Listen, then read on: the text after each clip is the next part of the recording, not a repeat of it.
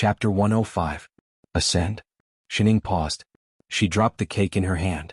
Really? Why are you looking at me so suspiciously? Loneman's mouth twitched. Can't I ascend? I broke through to the perfected soul formation stage 2 days ago. Isn't it normal for me to ascend? Actually, he did not expect it to be so fast.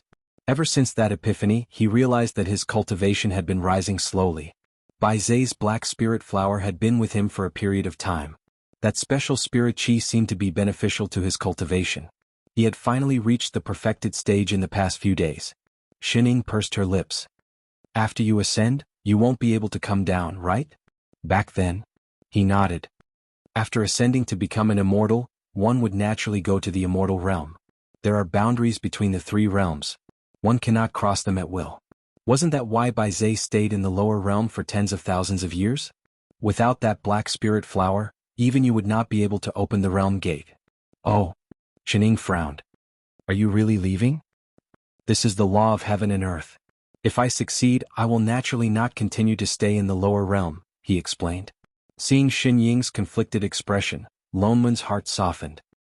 He comforted her. We'll have to undergo the ascension tribulations sooner or later. I'm already like this. I Ching probably won't take long. You still have to go through the tribulation. Why don't we just forget it? This place was quite good. Bah. He glared at her. Do you think this is a vacation? I won't go just because I say I won't go. Haven't I cultivated for so many years to ascend to become an immortal? In that case, I know you can't bear to leave your hometown. He patted her shoulder and smiled. The ascension tribulation is extremely dangerous.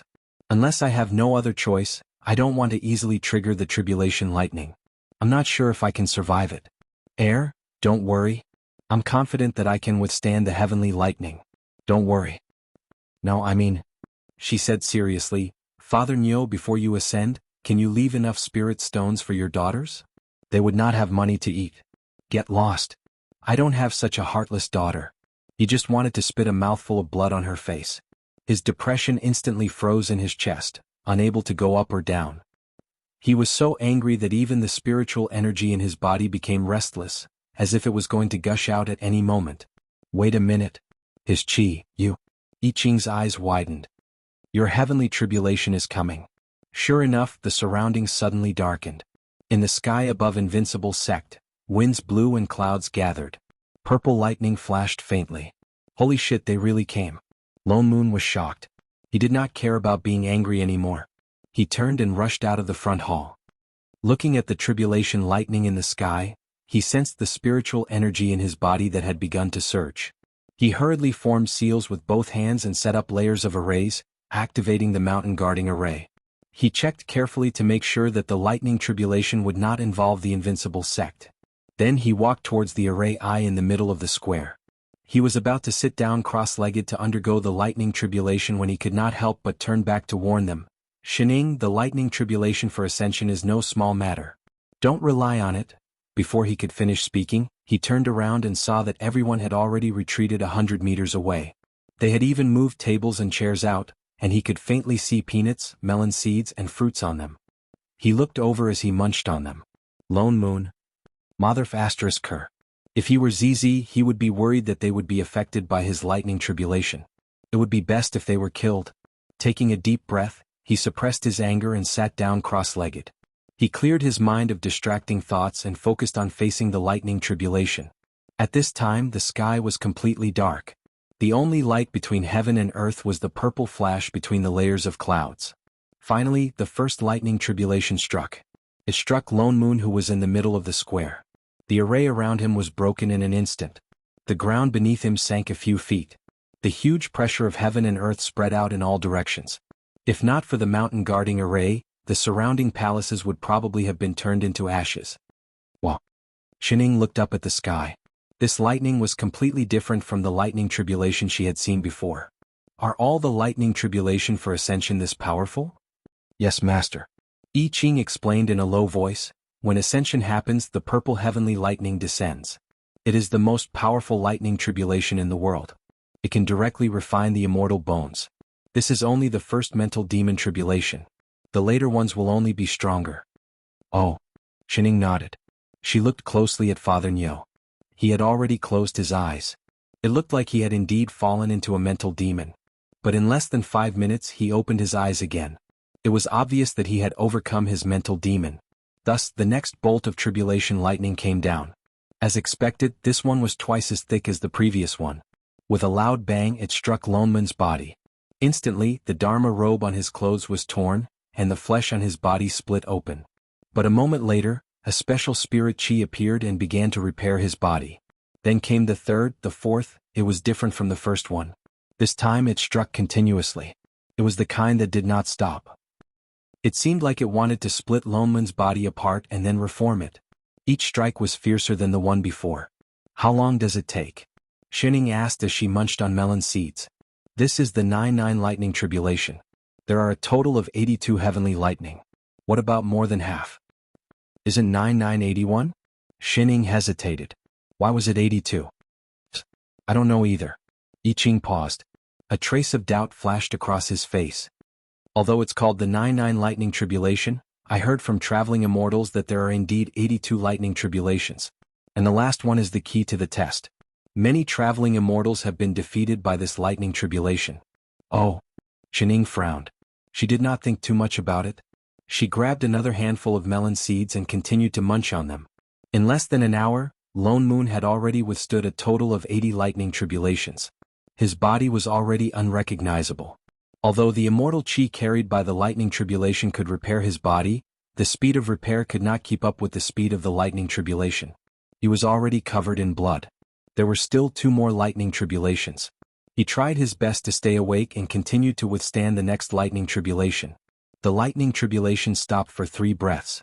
The clouds began to move. A thick purple lightning that was almost black finally appeared between the clouds. Finally, with a loud boom, it struck down with an aura that seemed to destroy the heavens and earth. Loneman's expression was exceptionally focused. In an instant he released all the immortal chi that he had been secretly restraining. His originally broken body rapidly recovered under the stimulation of the immortal chi. His immortal bones were formed. He directly faced the last lightning tribulation. With a loud boom, the newly formed immortal bones in his body withstood the last lightning tribulation. He had succeeded. Loneman's heart leaped with joy. His whole body relaxed and he fell to the ground. Although he had no more energy left, he felt that his whole body was different. It was as if he had been reborn. The originally rich spirit chi suddenly seemed pitifully little. Even I Ching's cultivation, which he thought was deep and profound, seemed shallow now. Except for Shining. She still looked like a weak-looking bug. The clouds in the sky began to disperse. Lone Moon continued to repair his body, waiting for the light to fall. Suddenly the sky rumbled. An even more terrifying lightning tribulation descended from the sky, heading straight for the completely defenseless Lone Moon.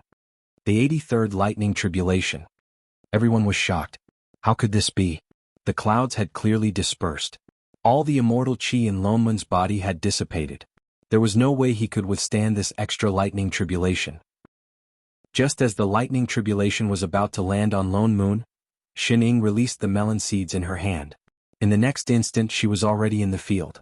She reached out and grabbed. At the critical moment, as if grabbing a rope, she grabbed the tail of the purplish-black lightning. It stopped just a foot away from Lone Moon's head. Lone Moon was completely stunned. He never thought that there would be an 83rd lightning tribulation. What exactly was going on? She did not reply. Instead, her expression darkened and her brows furrowed. She grabbed the lightning tribulation and pulled it down forcefully. Come down. In an instant, a black shadow fell from the sky.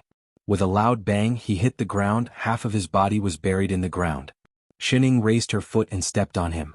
Word by word she said, "Tell me who told you to strike the extra 2 lightning tribulation?" Everyone. Chapter 106. What's going on? The person on the ground had not recovered from the shock of being suddenly pulled down. He wanted to get up, but found that the foot on his body was as heavy as 1,000 pounds. He could not move at all.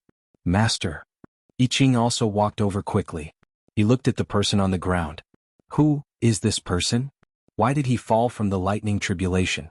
I don't know, but... Shining frowned. He was the one who struck the last 2 lightning bolts. Him? But that was the heavenly Tao's purple night lightning. Who could... He suddenly thought of something. He looked closely at the person's aura and his expression darkened. You're an immortal from the upper world. Everyone was shocked. They looked closely. Indeed, he was surrounded by immortal chi. You know I'm from the upper world. Stand down. That person glared at everyone, his eyes filled with disdain as if he was looking at something dirty. He said in a low voice, what kind of spell did you use on me? He actually couldn't get rid of it. Shining did not move. She was still standing firmly on his shoulder. Lone Moon, on the other hand, supported his half-dead body and stepped forward. Since you're an immortal, why are you stopping me from ascending? The person laughed coldly. He looked at them even more disdainfully. This world has no path to ascension. No path to ascension. What do you mean? He had already passed the tribulation successfully. Of course I mean that none of you can become immortals. The person's eyes were full of mockery. He did not seem worried about his situation at all. You're just a small world. You want to become immortal? What a joke. I didn't say that you only had to endure 83 lightning bolts. Even if you had to endure twice that, you would not have the right to ascend. There is no heavenly gate in this world. No heavenly gate. That's right. I used the lightning tribulation to destroy your immortal bones. I was just trying to save your life. If your immortal bones were formed, you would definitely be rejected by this world. You're not even an earth immortal. You can't resist the pressure of heaven and earth. That's impossible. He had already sensed the light of guidance when he endured the 81 lightning bolts. He just did not know why it did not descend.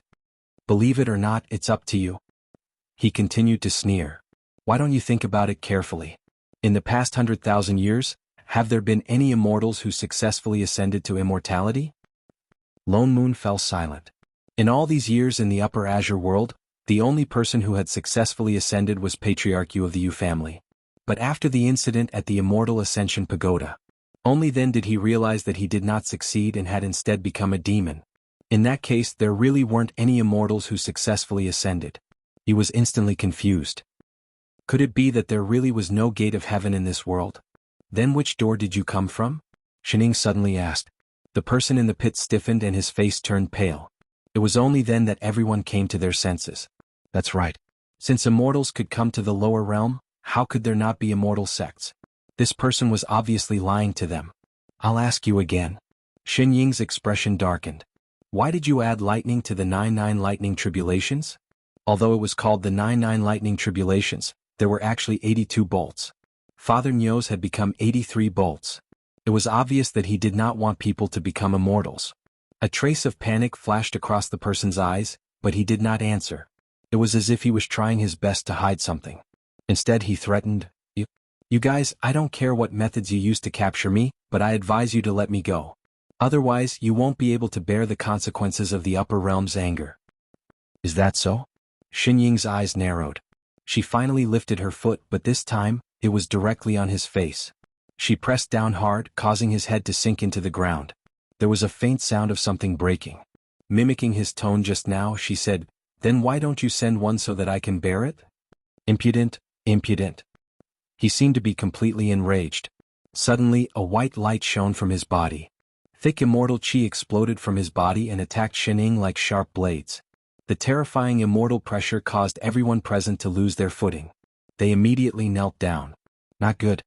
Master. I Ching shouted in alarm. Yet, nothing happened at all. Shining stepped steadily on his face. She even used a little more force. Everyone, what's wrong? Shining looked confused. No, nothing. Sect Master was indeed V587. How is this possible? That person's eyes were finally tainted with some fear, and he couldn't even speak clearly. He had clearly used all his strength. Why was there no reaction at all? Who exactly was she? Just as he was thinking about this, Shining let go of him. She suddenly bent down and grabbed his collar. She pulled him out like she was pulling a carrot. Slowly, she said, Are you going to tell me the truth, or do you want to dig another hole and feel it? You. This time he was really panicking. His expression changed a few times. Suddenly, he thought of something. Gritting his teeth, he laughed coldly and said, Humph, you mortals who overestimate yourselves. So what if you catch me now? Today is the day of reharvest. When the time comes, I will definitely get back at you. None of you can escape. What day of reharvest? Shining frowned. He did not answer. In any case, his smile became more and more maniacal. His eyes returned to their earlier contemptuous look. He looked at them as if they were a bunch of dead things. Not talking? Shining heaved a long sigh. This batch of people could not take a beating. She loosened her grip and kicked him hard in the back. With a crisp crack, he was kicked a few meters away. That person's immortal bones were broken. He opened his mouth and spat out a mouthful of blood. However, he still refused to talk. Little Green, I'll leave it to you. Shining waved her hand and said, beat him until he talks. Yes, Sect Master. Siyu nodded vigorously. She clenched her fist and walked over. That person glared at Siyu. His expression became even more disdainful. How can a mere mortal's spirit chi injure? Before he could finish speaking, he saw the girl in front of him bulge with muscles. She suddenly grew a few feet taller. A fist the size of a bowl came crashing down on his abdomen. Blood splattered 3 feet high. You are a body cultivator. How could this be? Mortal cultivators all use spirit chi to cultivate. All sword techniques and sorcery required the support of spirit chi. He had immortal chi to protect his body. Spirit chi could not hurt him at all. But body cultivators did not use spirit chi. They only relied on their fists. What's more, his immortal bones had been broken. He could not use any immortal spells. He could not use any sorcery at all. He could only defend himself. In less than a moment, the immortal, who had been extremely unyielding just a moment ago, had been beaten beyond recognition. The blood in his mouth was like a small fountain, spurting out from time to time. Because of the sect master's instructions, Siyu was very serious.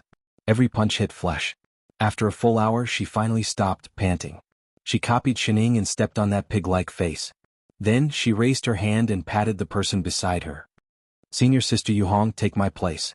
I need to rest. All right. Yu Hong stepped forward with her fist. The immortal? Did she have to do this? She had to take turns beating people. Damn. She was actually a body cultivator. What kind of a place was this? Wusu, I'll say. Wusu. Was it not enough for him to say it? Wait. She had already confessed. Why was she still beating him? Why did she have to form a queue? Hell. All the body cultivators, they had not seen such a tough punching bag in a long time. Line up orderly. Don't fight. Chapter 107. Father Nyo, are you all right? Shining asked. Lone Moon nodded. I won't die. Although his immortal bones were formed, he had used up all his immortal chi in order to withstand the 80-second bolt of lightning. Now that he had relaxed, he realized that his body was already at the end of its tether. Just a little more and his newly formed immortal bones would have broken. Yet there was no immortal chi in this world. Although he was already a quasi-immortal, he could not even recover. Chef, do you have a way? Shining turned to look at the person behind her, knowing that he was putting up a front. I Ching nodded. I'll help him repair his meridians first. With that said, he sat down directly behind Lone Moon and began to activate his spirit chi. The golden light around his body slowly enveloped the person in front of him. In a short while, Lone Moon looked much better. The wounds on his body from the lightning also began to heal slowly. But spirit chi was ultimately not as good as immortal chi. Lone Moon's wounds were still recovering very slowly. Shining sat by his side for a full 3 hours before I Ching opened his eyes. But Father Nyo was still sitting cross-legged, adjusting his breathing. He's healed? I Ching shook his head. I can only help him heal the wounds on the surface. Internally, spirit chi was of little use. He has to ascend as soon as possible or else. He did not continue. The answer was obvious. If he did not ascend, he would have to become a traveling immortal. Shining frowned, then pulled open the door and said, Little Green, bring the one who struck lightning in. Yes, Sect Master, Siyu answered. The banging sounds outside the door finally stopped. In the next moment, Siyu dragged the swollen immortal into the door and casually threw him on the ground. The immortal rolled twice before coming to a stop. Shining picked up a fruit from the table and took a bite. After a while she said, Begin. The immortal hesitated. Begin what? He subconsciously looked up and saw Shining in front of him. His body trembled uncontrollably. Instantly he felt the wounds on his body hurt even more. All his stubbornness was gone. He hurriedly said, I'll speak. I'll speak. He was an immortal after all. In just a few short breaths, his wounds had already begun to heal. He took a deep breath then slowly said, I'm just a small immortal guarding the Qing Tong immortal abode. I didn't want to break someone's immortal bone, I was just following orders, I had no choice. Orders? I Ching's expression turned cold. We have never offended the immortals of the upper realm. Whose orders are you taking? Why would you do such a thing? I'm following the Manor Lord's orders. He weakly raised his head to look at the two of them. After a moment of silence he continued, My master is still Stygian immortal Sun Li of the Qing Tong immortal abode. It was his order not to allow the people of this world to ascend. I'm just a puny earth immortal, I can only follow orders. Why did he do that? I Ching asked in a low voice. The immortal was stunned for a moment, and a hint of panic flashed across his eyes. He immediately replied, I don't know either. This small world originally belonged to his lord. I don't know why he did this to it. What do you mean this world belongs to him? I Ching frowned. What do you mean? This world was originally created by his lord. He looked at the crowd with some fear and continued, You might not know because you are in it, but compared to the other 3,000 worlds, the Azure world is indeed very small. Years ago, immortal Emperor Guyu bestowed an immortal meridian to his lord. His lord used this immortal meridian to create a space and attract thousands of living beings to form the Azure world. So this world originally belonged to his lord. Everyone was shocked when they heard this. They had never thought that the entire Azure world was actually created by immortals of the upper realm. I advise you to let me go, the immortal said tentatively. I'm just an earth immortal, but his lord is a Stygian immortal. The entire upper Azure world is in his hands. If we anger him... The crowd fell silent. No one spoke. They had been working hard to cultivate, all for the sake of ascending to become immortals. Now someone was telling them that no matter how hard they worked, they could not become immortals. What's more, the entire world was created by someone else. How could they accept this? What's the day of reharvest? Shining suddenly asked, breaking the silence. The immortal's face turned pale in an instant. As if he had not expected her to ask this, he could not even hide the panic in his eyes. Reharvest? He stammered for a long time but could not finish his sentence. Xinying's eyes turned cold.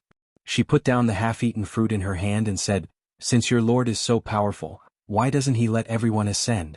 He even specially asked you to guard the heavenly gate. What is he afraid of? Nonsense. He shouted, trying to cover something up. Master, why would you be afraid of a small world? If he's not afraid, why are you panicking? Xining tilted her head and continued, Let me guess. Your lord has been an immortal for a long time, right? He's worried that after these people ascend to immortality, one or two of them might be as strong as him or even more powerful than him. If these people are not careful, they might remember where they came from. If they argue with him, it will be hard to explain. So in for a penny, in for a pound. He might as well not let the people of this world ascend. That way this world will always be his, right? You. The man's eyes widened. The panic in his eyes intensified as if he did not know how to refute her. After a long while he said, Don't spout nonsense. My lord is not someone who is intolerant. Intolerant? That's even worse. Xinying's eyes narrowed into slits. If that's not the reason, then what is his motive? Speak. The day of reharvest. What do you want? She stood up. The man's face was completely pale.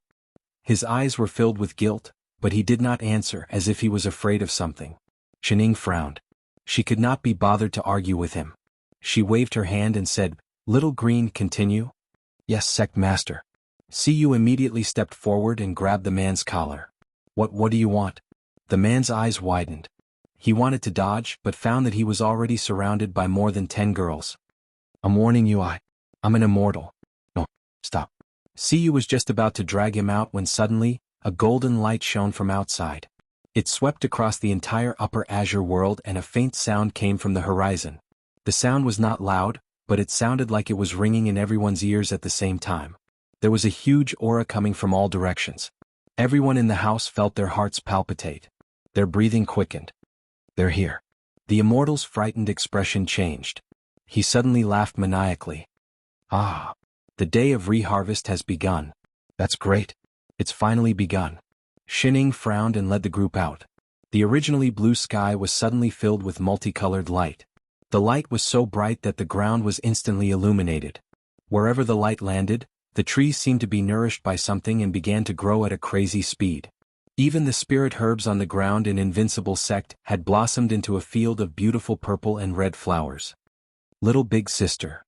Radish suddenly jumped up the mountain, carrying a large handful of dandelions. This light is so strange. Radish feels like its whole body is filled with spirit chi. Xining did not answer. She only looked up at the sky. More than 10 figures flew out from the light and headed towards different parts of the upper azure world. Ah! Once the immortals who are waiting to be cleaned up arrive, all of you will die. The person who was still being dragged by Siyu laughed maniacally. Cleaned up? I Ching's expression darkened. What do you mean by cleaned up? Are those people immortals too? That's right. They're here to send you into samsara. He laughed coldly. This world is about to be cleaned up. Everyone's eyes widened in shock. They want to destroy the world? The man laughed even more wildly. He glanced at everyone, his face full of glee. You ignorant mortals, none of you can escape. All of you will. Before he could finish, Shining kicked him, knocking him unconscious. I hate it when people talk nonsense. Chapter 108. In less than 10 minutes, the glow in the sky darkened and the spirit chi in the surroundings became denser. It was as if the entire upper azure world had been flooded with spirit chi. There were even traces of immortal chi that had yet to dissipate in the sky. Could it be that what the immortal said just now was true? Everyone felt a chill in their hearts. The multicolored light from before was definitely a sign of the opening of the gate of heaven. Could it be that the dozen or so rays of light flying in all directions were really immortals who came to destroy the world? But why? As immortals from the upper realm, why would they target people from the lower realm? Sect Master, what do we do now? Yu Hong suppressed the panic in her heart and asked in a low voice. Shining was silent for a moment before she asked, where are the most people now? Everyone stared blankly at her, not understanding why she would ask such a question. I Ching stepped forward and said, Master, the recruitment period for the various sects has just ended. I'm afraid they're all going through the entrance examinations now. The place with the highest number of people should be the main houses of the 3 great clans. Shining nodded. Just as she was about to say something, a disciple rushed over with 2 jade tokens. Sect Master, we've just received a message from the Yin family and the Shenyuan family. They said that they've encountered a strong enemy and are asking for reinforcements. Everyone gasped in unison. Only now did they understand that if those immortals really wanted to destroy the world, then they would definitely look for a place with the most people. Shining hurriedly instructed. Chef, go to the vegetable clan first. If you encounter those immortals, don't force yourself. If you can run, run. If you can't, just drag it out for half an hour. I'll be right back after visiting the Yin family. Yes, Master. I Ching nodded. Time was of the essence and he immediately summoned his flying sword. Just as he flew up, he suddenly thought of something and turned back to instruct, Master, bring Radish along. I know. Only then did I Ching fly away in relief. The corner of Xinying's mouth twitched. She turned to look at Yu Hong and continued, Little Hong, bring Father Nyo and go to Rabbit immediately. Do not leave the demon realm before I return. Yes, Sect Master. After some thought, she added, What about the Yi family? The director has Long Worm to support him. He should be fine for the time being. What the hell is a long worm? Radish, let's go. Shining called. Rar. Radish's figure flashed, and it immediately returned to its original form, hugging her leg. Shining thought for a moment, then turned around and kicked the corpse on the ground.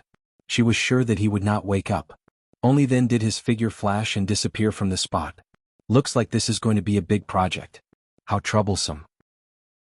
5 minutes later. The man and the Radish stared at the dense forest in front of them in a daze. Radish? Didn't you say you knew the way? What the hell is this place? Gee. Originally he recognized it, but the multicolored light just now had completely changed the surrounding scenery, so he couldn't do anything about it. G. Speak human language. How about I ask, the spirit herbs? They should know, right? After saying that, it directly jumped down from her leg and jumped into the grass at the side. After a while it came back with its leaves. They told me to get lost. The spirit herbs outside were not friendly at all. The corner of Xinying's mouth twitched. She suddenly felt a little irritated. If she had known that this Radish was not reliable, she would not have split up with Chef. What to do now? This was different from the last time where he could meet a kind-hearted little girl. Huh? Xinying hesitated, then instantly became happy. She waved her hand at a figure in the sky. Little brother. The other party did not seem to hear her. He did not stop. She had to raise her voice. Little brother, the little brother who is dressed like a cabbage in green and white clothes. The cabbage in the sky came to a sudden stop and almost fell from his sword. What the hell? Only then did he realize that it was him. He looked around in confusion. After a while he finally found a figure waving at him. It looked a little familiar. He subconsciously flew down and saw clearly. Aren't you the Shin? Shin what? Shin what again? Shining. She took the initiative to introduce herself. She stepped forward happily. Little brother, long time no see. Not long, just a few months. Miss Shin you. He looked her up and down. A thought flashed across his mind. Don't tell me, you got lost again? Yes. She nodded vigorously. The corner of his mouth twitched. Got lost in the same forest twice? What? This is the same forest? She really did not know. Yes, this is the Tsangnan forest. It's a forest outside Yinyuan City, he explained. Didn't I tell you before that I'm a disciple of the Scarlet Sun sect? My sect happens to be in Yinyuan City, so I often pass by this place. She nodded. Then can I trouble you to bring me back again? This time I'm going back to Yinyuan City. I'm afraid I can't this time. He frowned and said awkwardly, I received an urgent order from the sect. All disciples have to rush back to the Scarlet Sun sect. I don't have time to send you back. Oh. She looked disappointed. The little brother seemed to feel sorry for her. He continued, why don't you follow me out of this Tsangnan forest first? We're not far from Yinyuan City anyway. All right, thank you, little brother. She nodded. Which direction? Just head east. He pointed to the right and was about to fly on his sword. Shining grabbed his arm and said, we're in a hurry. I'll bring you this time. With that said, he felt his vision blur. In less than 10 breaths' time, the area in front of them suddenly became clear. The two of them were standing on a wide road. They were out. Wasn't this too fast? He looked at the person beside him in surprise. Could it be that she knew some kind of high-level spell that could teleport people to other places? No wonder he could not see through her cultivation level. He hurriedly bowed and said, thank you, senior. Yinyuan City is just south of here. All right. She nodded and patted Radish on her foot, asking it to remember. Thank you, little brother. You're welcome, senior. He smiled. Thinking of the sect's summon, he hurriedly said, my sect's transportation array is just ahead. I'll take my leave first. Goodbye. She waved her hand. The little brother bowed again, then turned and walked into the transportation array not far away. When he turned back to look, the woman had indeed disappeared. He sighed inwardly. He did not know which sect's senior had come out to travel. He actually met her twice. Moreover, he could not see through her cultivation level. She was either a soul formation or a traveling immortal senior. He did not think too much and immediately activated the transportation array. In the blink of an eye, he appeared at the peak of the Scarlet Sun sect. The next moment he was so shocked by the scene in front of him that he could not move. How could this be? Chapter 109. Blood. The ground was covered in bright red blood. It dyed the entire square on the mountain peak red. The corpses of his fellow disciples were everywhere. Some were new disciples, some were nascent soul uncle masters, and some were even soul formation elders. All of them lay on the ground with their eyes wide open, as if they had seen something shocking before they died. They were no longer breathing. Their entire sect had been annihilated. He felt his entire body turn cold. His mind went blank as he stared in disbelief at the hellish scene in front of him. There's still one more. Suddenly, a voice as cold as ice sounded above his head. He didn't have time to raise his head. Before he could look up, an immense and irresistible pressure fell on him. His legs gave way and his entire body was plastered to the blood-soaked ground. His internal organs ruptured, his meridians snapped, and his golden core was crushed. He opened his mouth and spat out blood. He could not move at all. He could only let his cultivation flow out of his body like blood. Humph, you're just an ant. That voice rang out again, this time with a condescending tone. The young man used the last of his strength to raise his head and look in that direction, only to see a white figure flying into the sky. Light swirled around the figure, making it look dreamy and illusory. That was Immortal Chi. It was actually an immortal. What? Why did an immortal want to annihilate his entire sect? He was filled with questions, but he had no chance to answer them. His life began to flow out of him and his vision dimmed. Suddenly, a familiar figure appeared in his vision. Young man? Young man, are you all right? This voice was Shin. Miss Shin, why was she back? Before he could be surprised, something was stuffed into his mouth. He felt his body warm up. The bleeding stopped and his body regained some strength. What happened? He finally reacted and tried to push her away. Go. Hurry, leave this place. That person is not from this realm. He was here? Her expression darkened. She stood up immediately. When did he leave? Where did he go? He should be in the direction of Intian City. Seeing that she was about to chase after him, he immediately tried to stop her. Miss Shen, you can't beat him. Hurry and leave. The person in front of him had already disappeared. Don't go. Run. He instantly felt even more despair. That's an immortal. Before he could finish speaking, a white light flashed in front of him, and with a bang, a person fell to the ground in front of him. His robes were as white as snow, and his body was surrounded by remnants of immortal energy. It was none other than the immortal who had just flown away. However, just like the people on the ground, he was no longer breathing. Little brother, how are you? Are you still alive? Xining tilted her head and squatted beside him again.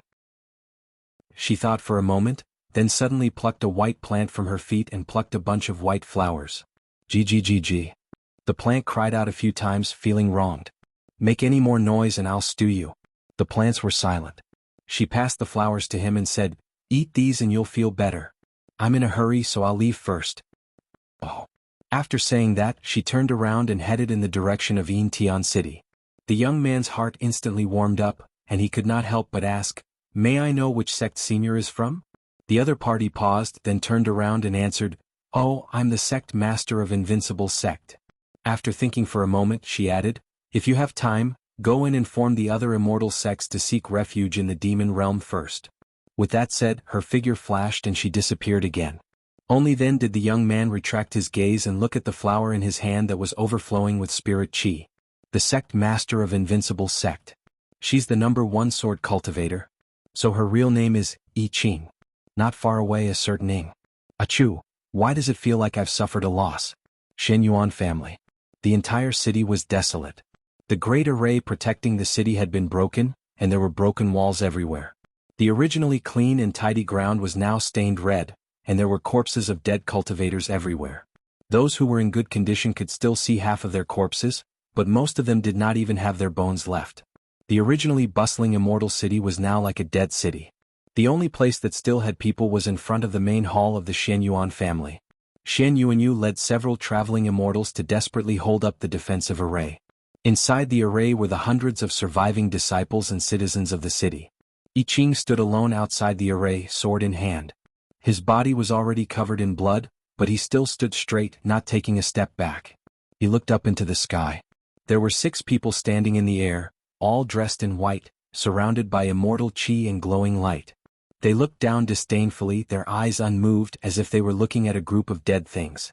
Except for the immortal at the front. He frowned and looked angrily at I Ching below. He held his arm with one hand, and red liquid flowed continuously from his fingertips. It was obvious that he had been injured. I didn't expect that this realm would produce such an impressive sword cultivator. She can actually break through the immortal chi protecting her, one of them said teasingly. Yenyu, you've really failed miserably this time. The injured immortal's face darkened, and he looked at I Ching with even more fury. He laughed coldly and said, Humph, I only broke through the immortal chi protecting my body. You're just a puny cultivator. Do you think you can defeat me? As he spoke, he released the suppressive force of a golden immortal. I Ching's face darkened. He used his sword to support himself, and a hint of blood flowed from the corner of his mouth. Behind him, Shen Yuanyu and the others who were holding up the array spat out blood. Even the array was on the verge of collapsing. I Ching could feel how strong these immortals were. They could not even compare to the 5 people in the Immortal Ascension Pagoda. These people's strength was overwhelming. I Ching had used all his strength, but he had only broken through the person's immortal chi protecting him, and that was in a one-on-one situation. The others did not attack. They're just a bunch of ants. Aren't you all too slow? The person on the far right urged impatiently. Alright, stop playing around. Just destroy them. We still have to hurry to other places to clean up.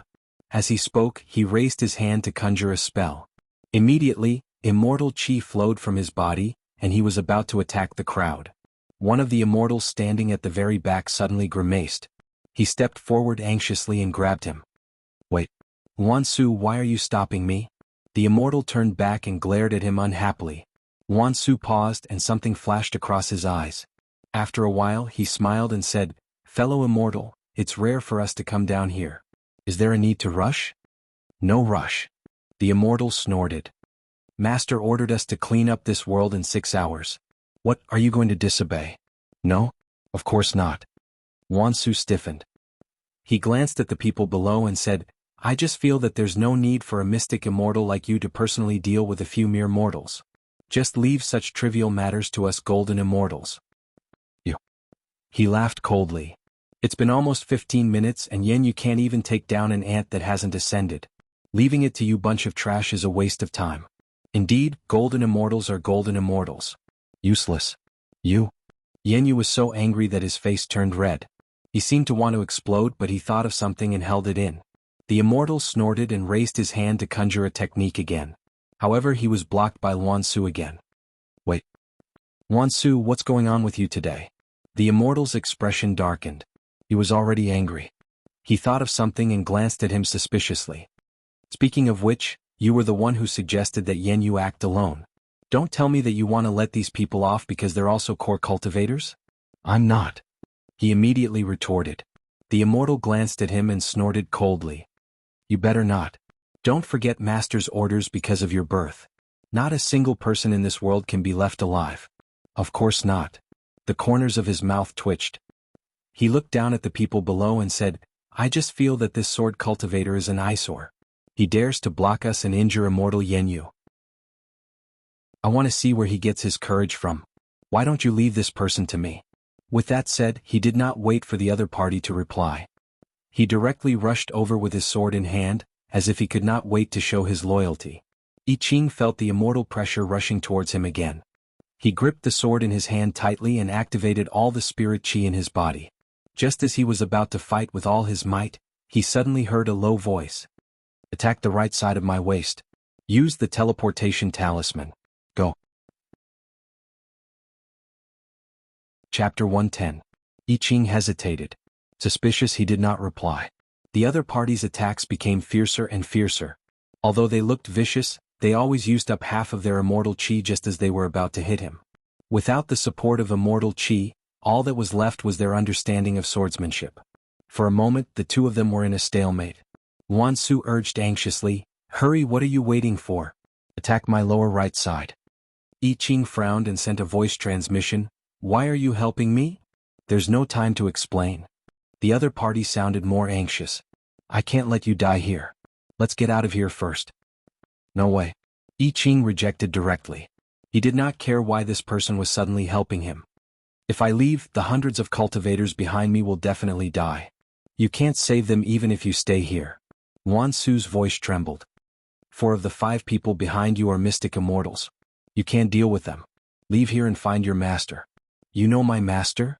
I Ching was shocked. Of course I know him. Wansu gritted his teeth. I'll tell you the truth. Actually Wansu, what are you waiting for? Before he could finish, the mystic immortal behind him seemed to have noticed something. He suddenly said, You're taking so long to deal with a sword cultivator from the lower realm. A golden immortal is indeed a golden immortal. I don't have time to waste with you. With that said, he suddenly waved his hand. Immediately, a golden light shot straight in the direction of the crowd. I Ching was shocked. He immediately turned around and transformed his chi into a dragon. He charged directly at the golden light.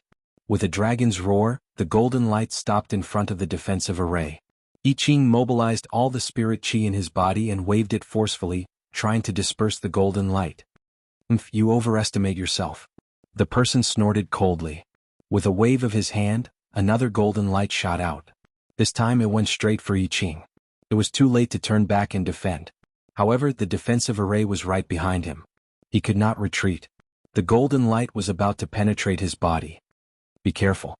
Wansu panicked. He rushed forward and summoned the defensive array to block the second golden light. The Shin Immortal's face darkened and he sneered at Wansu. Wansu, are you going to betray Master? His face instantly turned pale and his body trembled. No, I'm not. Don't forget, the only reason you're still alive is because of the Lord's mercy. Otherwise, you would have entered the cycle of reincarnation a long time ago, and now you're actually pitying these ants. His eyes instantly turned cold and he chuckled. Whatever, ants will be ants. You will never be able to become a true immortal. Since you insist on seeking death, I will fulfill your wish and clean up the sect while I am at it. No. Wansu widened his eyes in horror. It was too late. The Shen immortal waved his hand at the people behind him and said, "Clean them up quickly. Don't leave a single one alive." In the next instant, the 5 of them formed hand seals at the same time. 5 rays of golden light merged into one, bringing with them a world-destroying immortal pressure as they charged forward. Even Wansu, who was a golden immortal, was forced to take several steps back. The defensive array that Shen Yuanyu and the others had set up shattered. Under the pressure of the immortal pressure, everyone fell to their knees like ants. Those with lower cultivation levels could not withstand the pressure. Blood flowed out of their eyes, ears, nose, and mouth.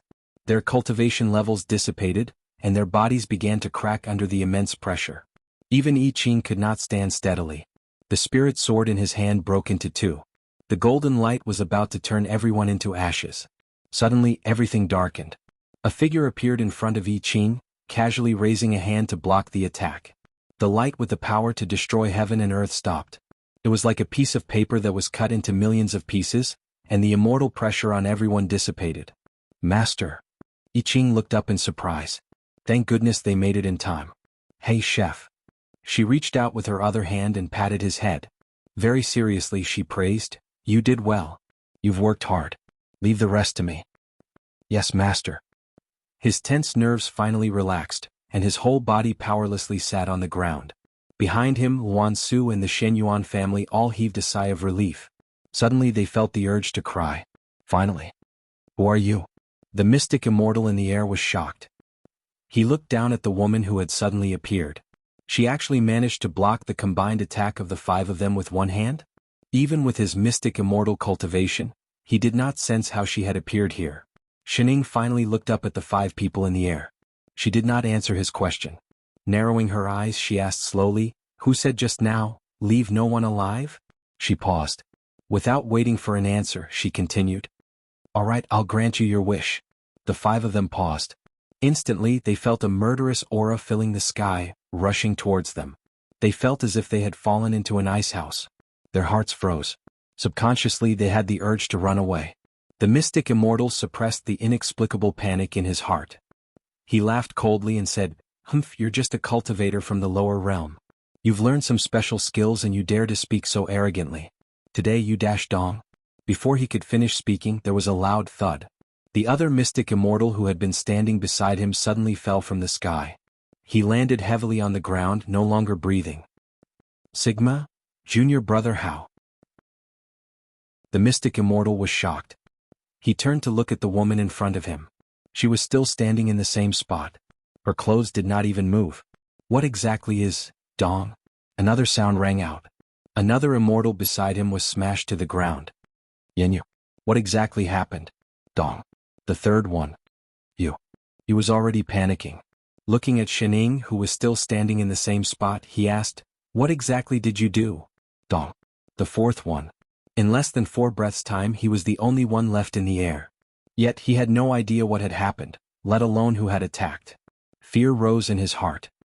He widened his eyes at the woman who was not moving at all. Was she really a cultivator from the lower realm? "What exactly are you?" Before he could finish speaking, he felt a gust of wind pass by his ear. A lazy voice rang in his ear. It was clearly a gentle tone, but it sounded like a voice from hell. "It's your turn." The next moment he felt intense pain all over his body. His immortal bones were directly shattered. With a crash he fell from the sky. He only understood when he lost consciousness. It was not that the woman did not move. It was because she was too fast.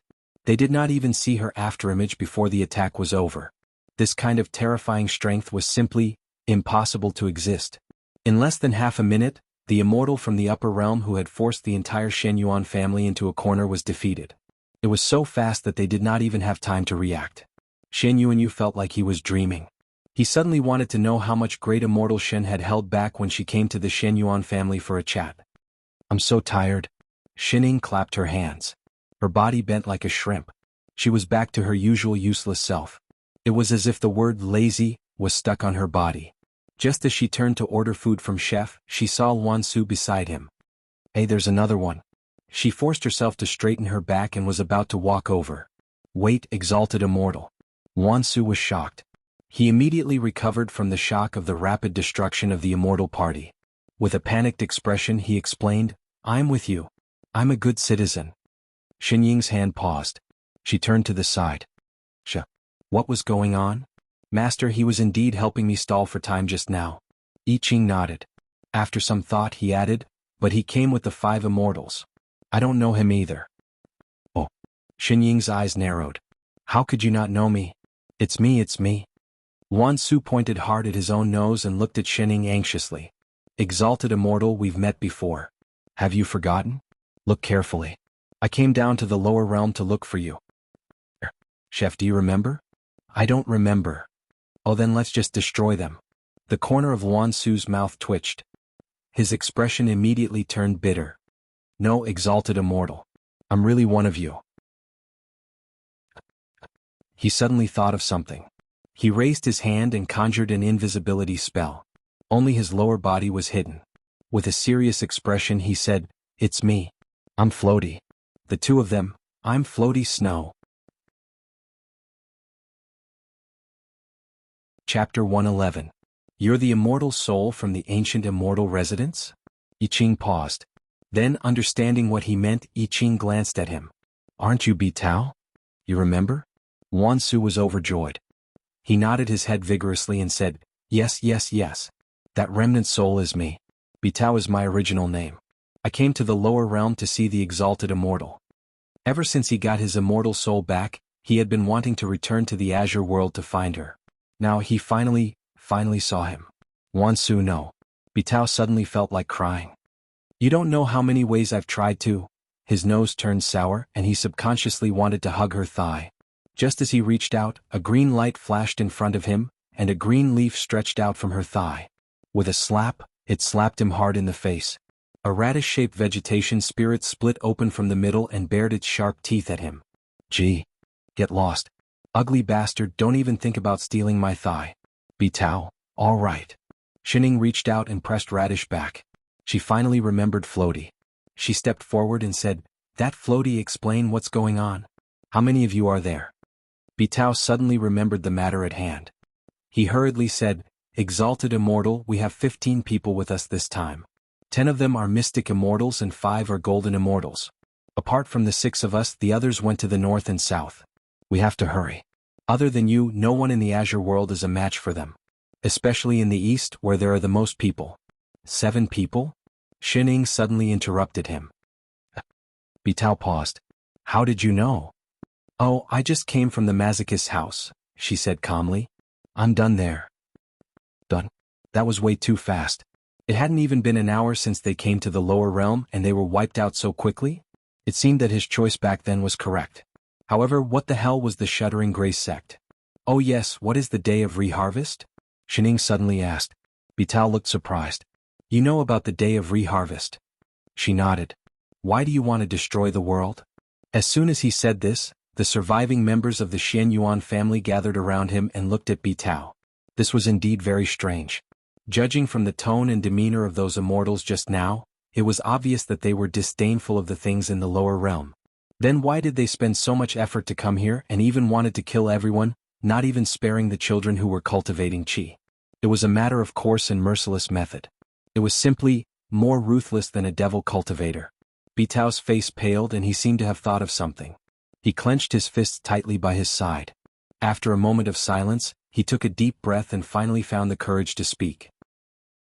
The abode master of the Qing Tong immortal abode of the upper realm conducts a thorough cleansing of the 3 azure realms every 100,000 years. It allowed all living beings to enter the cycle of reincarnation in the 3 realms and be reborn. The day of cleansing was called the day of reharvest. Including this time, this is already the 13th time Manor Master Sun Li has cleansed this realm. You've destroyed the world 13 times.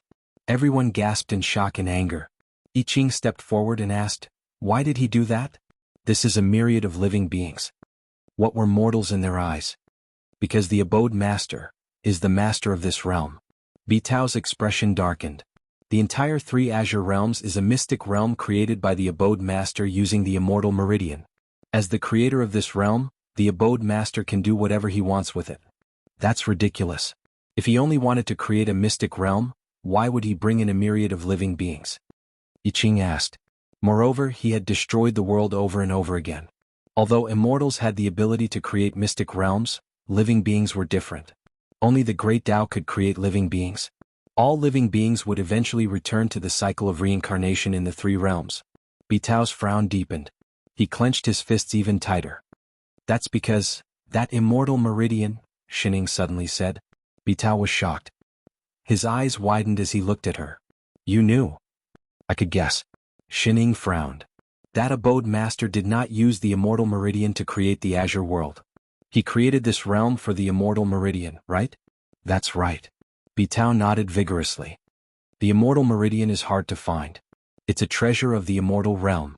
An immortal meridian can help the abode master become an exalted immortal, second only to the young emperor. But, the immortal meridian that the abode master obtained is incomplete. Although it is beneficial for cultivation, it is not enough to help the abode master advance to the next level. The only way is to nurture the immortal meridian. He paused for a moment before continuing, but the immortal meridian is formed by the accumulation of thick immortal qi. The immortal qi in the Qing Tong immortal abode is only enough for the immortals to cultivate normally. It is not thick enough to nurture the immortal meridian, unless we borrow it from somewhere else. We borrow it from the cultivators of the lower realm, Shining continued. Yes. Bitao took a deep breath and scanned the crowd. The abode master created the azure world on the immortal meridian and brought in living beings. He wanted the cultivators of this realm to absorb the spirit qi of heaven and earth to increase their cultivation level. When the cultivators die, the spirit qi will naturally be used to nourish the immortal meridian. But, isn't the immortal meridian formed from immortal qi? Shan Yuanyu could not help but ask. Spirit qi cannot compare to immortal qi, right? Indeed it cannot. Bitao's tone changed. But there are millions of cultivators in the lower realm. Although spirit qi was not as thick as immortal qi, a little made a lot. Millions of cultivators nourished the immortal meridian faster than any other place in the immortal realm. So, I Ching's expression was as black as the bottom of a pot. The world is destroyed every 100,000 years so that all the cultivators' spirit qi can nourish this immortal meridian? Yes. Bitao nodded. Everyone sucked in a breath of cold air. All the living beings in the three azure realms existed just to nourish the immortal meridian. No wonder the immortals started massacring the city without saying a word. No wonder this day was called the Day of Reharvest. Reharvest meant rebirth. And reharvest meant a bountiful harvest, right? Their bountiful harvest was their death. Were these the immortals of the upper realm? Was this the nature of this world? Everyone was instantly filled with anger, but there was nothing they could do. Don't worry. There is a limit to the number of people in the lower realm. The next time they send immortals down, it will be at least 1,000 years later. Once this day is over, we will be safe. But no one calmed down because of this. Everyone felt a chill in their hearts. Shan Yuanyu could not help but feel afraid. If not for Shining, the immortals might have wiped out the entire three azure realms just like the previous 10 times. There was a dead silence in the room. Anyone would not feel good knowing that they were just a spirit qi tank raised by the immortals of the upper realm. It took Shan Yuanyu more than 10 minutes to recover from the truth of the apocalypse. Thank you, Sect Master Shen, for your help. What should we do next? Shan Yuanyu looked at Shining. Yanran had already regarded her as the pillar of support for the entire upper azure world. Even the traveling immortals and disciples behind him were looking at her expectantly. Shining shook her head. Didn't Drifter say that everything would be fine after today? There's nothing for me to do here now. Do as you see fit. Shan Yuanyu nodded and thanked Shining again. Then he turned around and began to arrange for the post-disaster reconstruction work. I'm so tired. Shining turned around. Chef, let's go home. Yes, master. I Ching, who had finished regulating his breathing, took 2 quick steps forward and stopped the person in front of him. Master, the transportation array is this way. Air. The two of them turned and walked toward the transportation array. Suddenly they thought of something and waved their hands. Drifter, come with us. Yes, exalted immortal. The person who was still half invisible immediately floated over. Shining walked into the transportation array. She had a vague feeling that she had forgotten something. Forget it, I'm too tired. I'll think about it later. A certain long worm from the E family. Why isn't the great immortal here yet? Epsilon 3, for all, 3. Chapter 112. Invincible Sect. Halfway there, Lone Moon remembered that he had missed someone from another sect. He returned to fight some monsters. Now all he could think about was recipes. I've exercised a lot today. Will Father Nyo agree to have supper? I wonder if he's awake." Just as he was hesitating about whether to go and take a look, he heard a weak voice from behind him. "Exalted, exalted immortal." Bitao, who was surrounded by a large group of girls, looked around and shivered. He felt that these girls were looking at him strangely. It was as if they were too bright. Did he do something wrong? All the body cultivator disciples. Sect Master has brought back another immortal realm punching bag. Heartsuit, heartsuit, heartsuit, heartsuit. Exalted, exalted immortal. Bitao could not help but call out again. Hadn't they already confirmed that he was on the same side? Please give me a hint. Shining turned back and was about to say something when Yu Hong rushed over. Sect Master, something has happened to Elder Lone Moon. Supper. Xin Ying's eyes widened. Let's go. Just as he took a step, he turned and picked up Floaty, before following Yu Hong to Father Nyo's room. Father Nyo was still unconscious. Not only that, but he looked even worse than before she left. His forehead was covered in sweat and blood was flowing from the corner of his mouth. Look what's going on. Xin Ying let go of Floaty. Isn't this? Bitao's eyes widened. He took 2 steps forward and looked at the person on the bed. He just passed the tribulation of ascension? Yes. Xin Ying nodded. Bitao sucked in a breath of cold air and checked the pulse of the person on the bed. The more he looked, the uglier his expression became. His immortal bones have already been formed. Why is there no trace of immortal qi in his body? As he spoke, he sent some immortal qi into the person's body. Lonman's expression improved. In order to block the 83 bolts of lightning, I Ching explained. He used all the immortal qi in the lightning tribulation to block the last bolt of lightning. 83? Bitao was even more shocked. Then what's with the extra lightning tribulation? He continued asking, if the cleansing of the azure world was to nourish the immortal meridian, why did they stop everyone from ascending? Was it because they were afraid that the upper realm would discover the secret of the azure world? Since even he knew about this, it meant that this was not a secret in the upper realm at all. Because of law. Bitao frowned. A moment later he said in a low voice, although this place is called the azure world in the upper world, this is just a small mystic realm created by the abode lord. That's why no one can say anything about what he does with this place. But if someone ascends, it's different. He pointed to the sky and said, if someone in this realm breaks through and ascends, the heavenly Tao will send down a light of guidance, activating the laws of heaven and earth to guide them to the upper realm. Once someone ascended, this place would completely become a small world, equivalent to one of the 3,000 worlds. In that case, the entrance to the arcane realm controlled by the prefecture master will lose its function. Unless the realm gate is forcefully opened, even immortals from the upper realm will not be able to enter this place. So, in order to prevent the people of this world from ascending, I Ching's expression darkened. He added another lightning tribulation on top of the 9-9 lightning tribulation.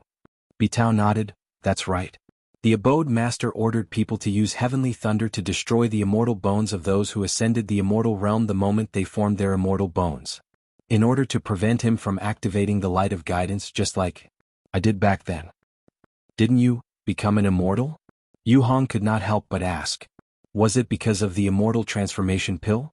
I Ching suddenly remembered. Yes. Bitao nodded vigorously. It was indeed because of this pill. I was a core cultivator. Back then, my immortal bones were broken and I became a traveling immortal. That's why I've been researching ways to repair my immortal bones. After nearly 10,000 years, I finally managed to refine the immortal transformation pill just as I was nearing the end of my lifespan. Bitao's expression was solemn. He seemed to be thinking about the past.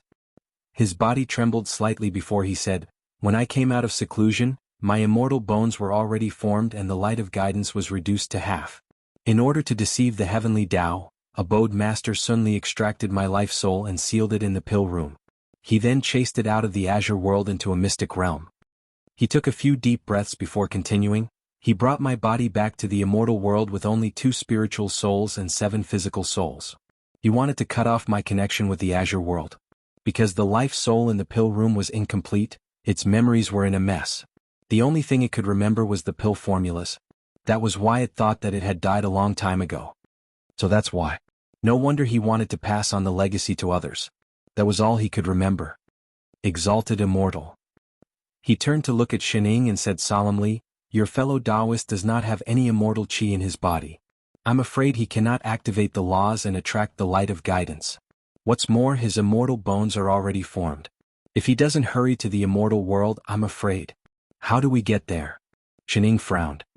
There's an entrance to the immortal world in this world, Bitao said. It's the one in the lower realm. But I don't think it's closed yet. That one? Shining opened the window and pointed to a spot in the sky. It's closed. How could that be? Bitao was shocked. The day of reharvest is not over yet. Although the entrance has always been guarded by Earth Immortals, it shouldn't be. Xinying's figure flashed. A moment later, she reappeared. She waved her hand and threw a person out. You mean this one? Bitao, why was the Earth Immortal guarding the entrance here? Sigma, for all, shouldn't he be at the eye of the array formation? Even mystic immortals could not break through that array formation. How could it be, this, what do we do? What do we do? Bitao panicked. He was like an ant on a hot pan. The Earth Immortal guarding the entrance is here.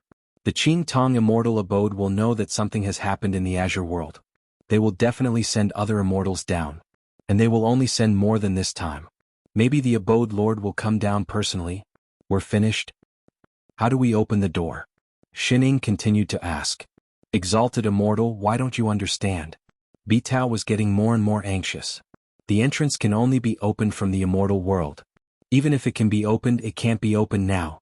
No matter how powerful she was, she could not be more powerful than the Abode Lord, who was a perfected Stygian immortal. Although the Azure world was only a small world, it was still a mortal world. It could not accommodate too many immortals. Usually, only Earth immortals could enter and exit the Azure world at will. The others could only enter the Azure world when the immortal meridian was at its strongest once every 1,000 years. The day of reharvest was one of those times. Bitao and Shining had thought that as long as they survived that day, they would not have to worry about the Azure world being destroyed for at least 1,000 years. Perhaps they could think of another way.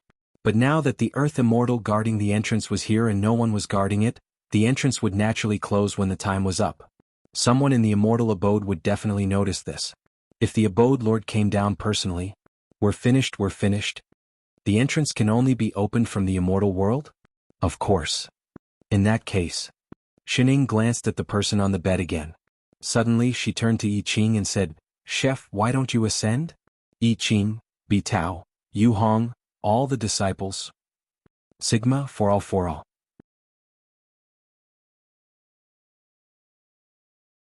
Chapter 113. The Immortal World. At the entrance to the Azure world, immortal qi surged. Light filled the sky and thunder rumbled. The overflowing immortal qi looked like it was about to transform into an immortal ascension stage. What's going on? Asked the steward of the Qing Tong Immortal Abode. Someone must have ascended from the Azure world mystic realm, answered one of the immortals. Someone ascended again? Wasn't there only one 4 hours ago? Perhaps the opening of the entrance affected the immortal qi in the immortal world. From the looks of it, it could be another sword cultivator? When did so many sword cultivators appear in the Azure world? Where are the Earth Immortals guarding the entrance? Why haven't they gone to deal with them? I don't know. The entrance is already closed. They must have left for some time. Ridiculous. The day of reharvest is such an important day and he dares to leave without permission. I will arrange for other immortals to go and stop the ascension stage. Forget it. There were so many immortals descending. Someone will notice and rush over. But the tribulation lightning has already struck 78 times. What? The steward exclaimed. Did none of the world cleansing stage immortals go to stop them? No, nonsense. Go and report this to the Abode Lord. The rest of you follow me to the entrance. He pointed at someone at random and led the other 5 mystic immortals towards the place where the immortal qi was surging. The immortal qi at the entrance was so thick that it was almost solid. Without the suppression of the Earth Immortals guarding the entrance, the immortal qi swirled around and the immortal ascension stage began to take shape. The closed entrance to the Azure world was already cracking. The steward landed on the ground and saw that the tribulation lightning had just struck 80 times. The last heavenly lightning had already formed and was about to strike the tribulation lightning cultivator below. Shocked, he immediately waved his hands to set up an array to suppress the immortal ascension stage that was about to take shape. He opened the entrance and entered the Azure world. He quickly recited an incantation. Considering that the other party was a sword cultivator, He used 90% of his immortal force and struck out a purple heavenly lightning with a hint of red.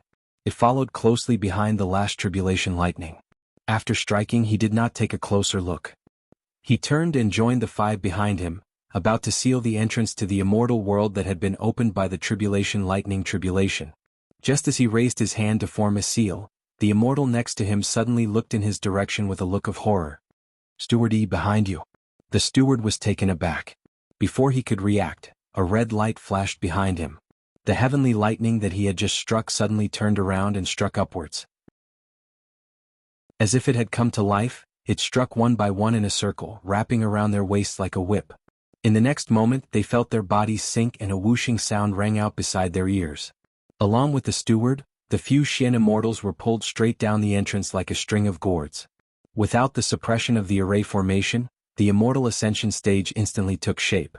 The golden light of guidance soared into the sky and instantly turned the entire Qing Tong immortal abode golden. Sun Li, who was sitting in the main hall, suddenly opened his eyes and looked at the golden light that had already shone into the hall. "Light of guidance? What's going on?" His voice was low and spread throughout the entire immortal abode. The Stygian immortal's immortal aura immediately enveloped a radius of 100 miles. "My lord." The immortal who had come to report the news had just arrived outside the hall. He quickly walked in and said nervously, "In the Azure world, there is a sword cultivator who has just ascended. Steward E has already brought people to suppress him. Perhaps they did not make it in time." Yi Xiu is getting more and more inattentive. Sun Li's expression darkened. He waved his hand and a beam of dermic light flew out. In an instant, a huge array formation appeared in the sky, suppressing the spreading golden light. Then he ordered in a low voice, "Go to the reception hall and get a few people to destroy the immortal ascension stage. As for that ascended cultivator, we cannot let him enter the immortal world in one piece. Shatter his immortal bones, extract his life spirit and seal it in the immortal world." "Yes." The immortal bowed and retreated. In less than half an incense stick's time, he tumbled back into the room. "My lord, bad news. He's coming up." "What?" Sun Li was shocked. Even the reception hall could not stop the ascended cultivator from entering the immortal world? No, they could not stop him, but that's not a human. What nonsense is this? Sun Li frowned and his expression darkened. "Why are you panicking? What exactly happened?" With that, he cast a mind-cleansing spell. The immortal world. The immortal did not stop panicking. He pointed outside and said, "Something terrible has come up." "What's terrible?" Sun Li was about to ask. Suddenly the earth shook, and with a rumbling sound, cracks the width of a palm appeared on the ground. They spread in all directions and even the main hall began to shake. Sun Li was shocked. In a flash, he flew out of the hall and stood upright in the air. It was only then that he realized that starting from the newly formed immortal ascension stage, the entire Qing Tong immortal abode began to crack like a broken mirror. The original immortal palace residence had been toppled. Hundreds of immortals flew out one after another. The golden light that was originally only one beam began to seep out from the cracks, covering the entire immortal realm. The entire world was illuminated by the golden light. What exactly was going on?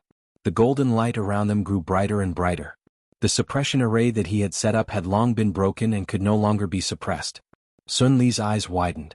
Before he could figure out what was happening, the immortal who came to report suddenly pointed to the center and said, "Master, that thing is coming up." He turned to look and saw that the ground had already collapsed, leaving behind only cracks. In the center of the Qing Tong immortal abode, a piece suddenly protruded upwards. It grew taller and taller as if something huge was burrowing out from below. The ground shook even more violently. With a loud rumble, gravel flew all over the sky. A huge object broke out from the center of the ground and flew more than 100 feet into the sky. With a loud bang, it landed firmly on the original Qing Tong immortal abode, causing the ground to shake again. Suddenly, a lush green field appeared in front of them. What did they see? The Azure world had ascended, a spirit mountain. Before they could react, a lazy voice suddenly sounded, "Well, which one of you is the Stygian immortal Sun?" Sun what again?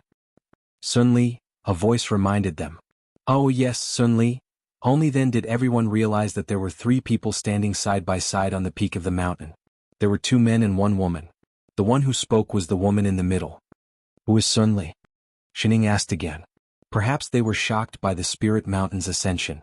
The immortals in the sky subconsciously turned to look at the person in the middle. Looks like it's you. Xinying's eyes narrowed slightly. Then she looked at Sun Li. Well, I came up to tell you something. From today onwards. She suddenly took a step forward and said word by word. In the name of freedom, the Azure world is independent. Chapter 114. Sun Li ignored Xining and looked at I Ching. His eyes widened. You've successfully ascended. The immortal meridian. Shocked, he subconsciously tried to conjure a seal to open the entrance to the Azure world, only to find that he had completely lost contact with the mystic realm that he could have easily opened. His face immediately darkened. He was so angry that his face contorted. The immortal meridian that he had nurtured for hundreds of thousands of years, the Azure world that he had painstakingly created, the Azure world that he had expended his cultivation to bring in all the living beings, had actually become one of the 3,000 mortal realms. He had completely lost contact with it. Damn it. Mere ants from the lower realms dare to destroy my secret realm and sever my immortal meridian. His eyes turned bloodshot as he glared at I Ching. Do you think you'll have nothing to worry about after ascending to the immortal realm? If I don't allow it, even if you become immortals, you can forget about living forever. He gestured to the people behind him and said through gritted teeth, crush the bones and souls of everyone on this peak. As for that sword cultivator who damaged my immortal meridian, this seat will deal with him personally. As soon as he finished speaking, immortal chi erupted from his entire body. He summoned his immortal artifact and charged forward. The immense amount of immortal chi around him caused even the immortals beside him to be shaken away. The immortal pressure was no longer restrained and was pressing down on the other side. Just as the sword in his hand was about to stab the other party, suddenly his hand tightened, and the figure that had just rushed out was pulled back. The woman who had just shouted had appeared beside him at some point and was smiling at him inexplicably. I'm sorry, I was the one who came up with the idea of ascension. You've got the wrong person to settle the score with, she said slowly. If you want to settle the score, I'll cooperate with you. After returning to the immortal realm, Bitao spent an entire hour in a daze. As for Xinying's idea of using ascension to open the door to the immortal realm, he was vehemently against it at first. Wasn't that courting death? Let's not talk about whether the Qingtong immortal abode would discover that all the immortals from the lower realm had perished by the time they arrived. The upper realm would never allow anyone to complete the Ascension Thunder Tribulation. They would try their best to destroy the immortal ascension stage. Therefore, it was impossible for him to ascend. But he really succeeded. After the 81st Lightning Tribulation, the Lightning Tribulation imposed by the upper realm was something that even he could not withstand. Xining casually grabbed it and effortlessly caught it in her hands. That's right, capture. That was a lightning bolt, not a whip or an artifact. Even now, he still couldn't figure out how he had managed to grab hold of this formless lightning. Not only that, but with just a flick of her hand she pulled down a bunch of Shen immortals from the sky and easily crippled their immortal bones. One of them was even the manager of the immortal abode. How could this be possible? He simply didn't dare believe his eyes, and everything that happened next overturned his understanding of the word, powerful. Sect leader, you and the two elders can ascend in peace. We will definitely work hard to cultivate and come to the upper realm to look for you as soon as possible. Yu Hong looked at the descending light of guidance and was both happy and reluctant to part. She took a deep breath and held back her tears as she said goodbye. The eyes of the disciples behind him also reddened. He opened his eyes wide and stared at Xining, not daring to blink. It was as if he wanted to carve her image into his heart. Xining nodded. Goodbye. When I'm not around, all of you have to be careful. She nodded vigorously. Sect leader, you have to take care of yourself too. After we ascend, we will continue to help you clean your room. What? Clean? Xining paused. She seemed to have thought of something. Suddenly, she stepped forward and grabbed Yu Hong's hand. With a serious expression on her face, she said, I think that we don't even have a visa in the immortal Azure realm. It's really inconvenient for us to stay in touch. Why don't we emigrate together? Bitao didn't understand what she meant by emigrating, but he watched as Xining suddenly jumped to the realm gate in the sky. Then she expanded the realm gate that was only the size of a person by a few hundred times. She did it with her bare hands.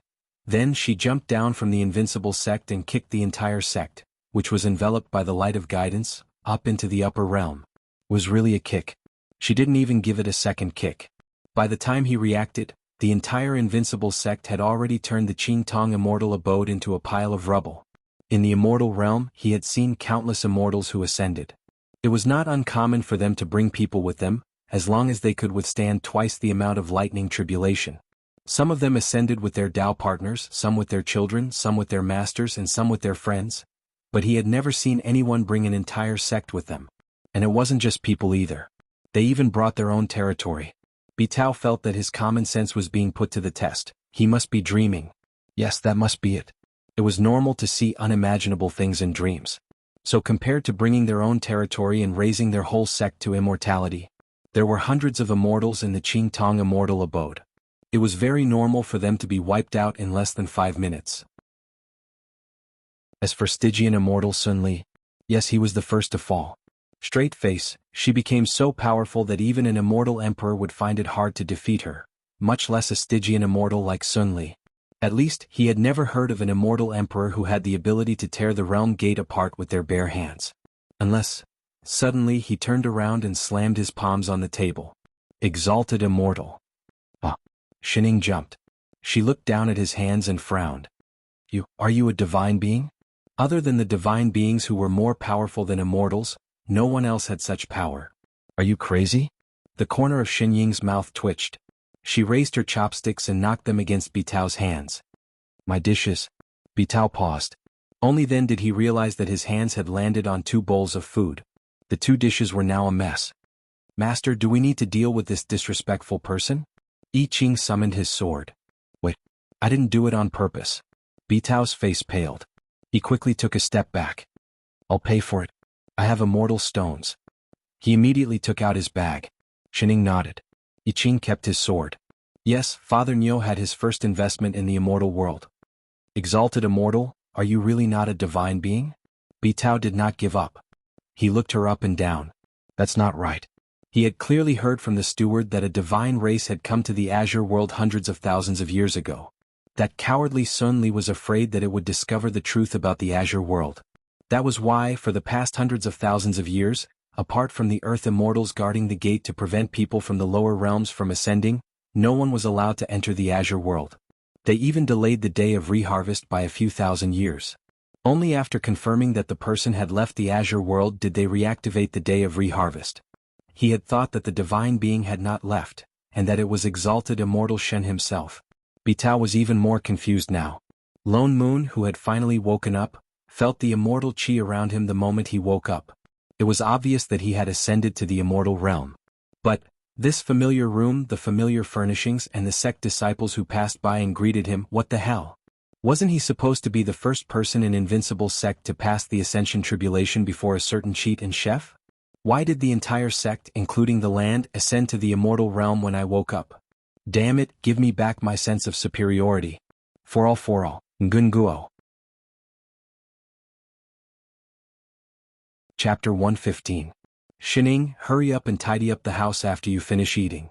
Lone Moon rushed in and said to a certain foodie who was eating, I've already made the arrangements. Later, Yuhong will bring some disciples over to help you move your things to the West Hall. You'll be staying there from now on. Shining paused. What? Why did he have to move all of a sudden? It was so troublesome. Isn't there an immortal mansion at the foot of the mountain? I've just looked. The position of your house is just right. If we set up an array and dig down, we can reach the center of the immortal abode. Why does it have to go straight to the immortal mansion? Wasn't it already flattened? What else could it be? Of course it was to pick up scraps. Don't you usually loot from monsters? That makes sense. Lone Moon rolled his eyes at her, his face full of resentment. I say you're a sect master after all. Can't you put more effort into the sect? Don't you know that after ascending, all the magic tools, spirit stones and elixirs in the lower realm can't be used? Now there are so many people from Invincible sect in the upper world. If he didn't pick up the leftovers, would he be waiting to starve? He turned his head and looked to the right. Who is this guy? Where did you pick it up from? Can you lessen the burden on the sect? Bitao, this is floaty. I don't care what you're talking about. Throw it back where you picked it up from. Loneman's heart was filled with frustration. Not only did he wake up to find that the entire sect had ascended, all the wealth he had accumulated over the years had actually become useless. Now that he was back to square one, he was about to go crazy from anxiety. However, the person who should be the most anxious was still sitting here eating. The sect doesn't have the money to support idlers now. Ahem, that. Fellow immortal, I am Bitao. We met at the mystic realm before. Bitao coughed awkwardly and explained his situation. You're the immortal soul that gave me an outdated inheritance? Can you not mention the word, outdated? Lone Moon glanced at him and seemed to have thought of something. His eyes lit up. With a turn of her hand, she plucked the radish from her thigh and stuffed it into his arms. Perfect.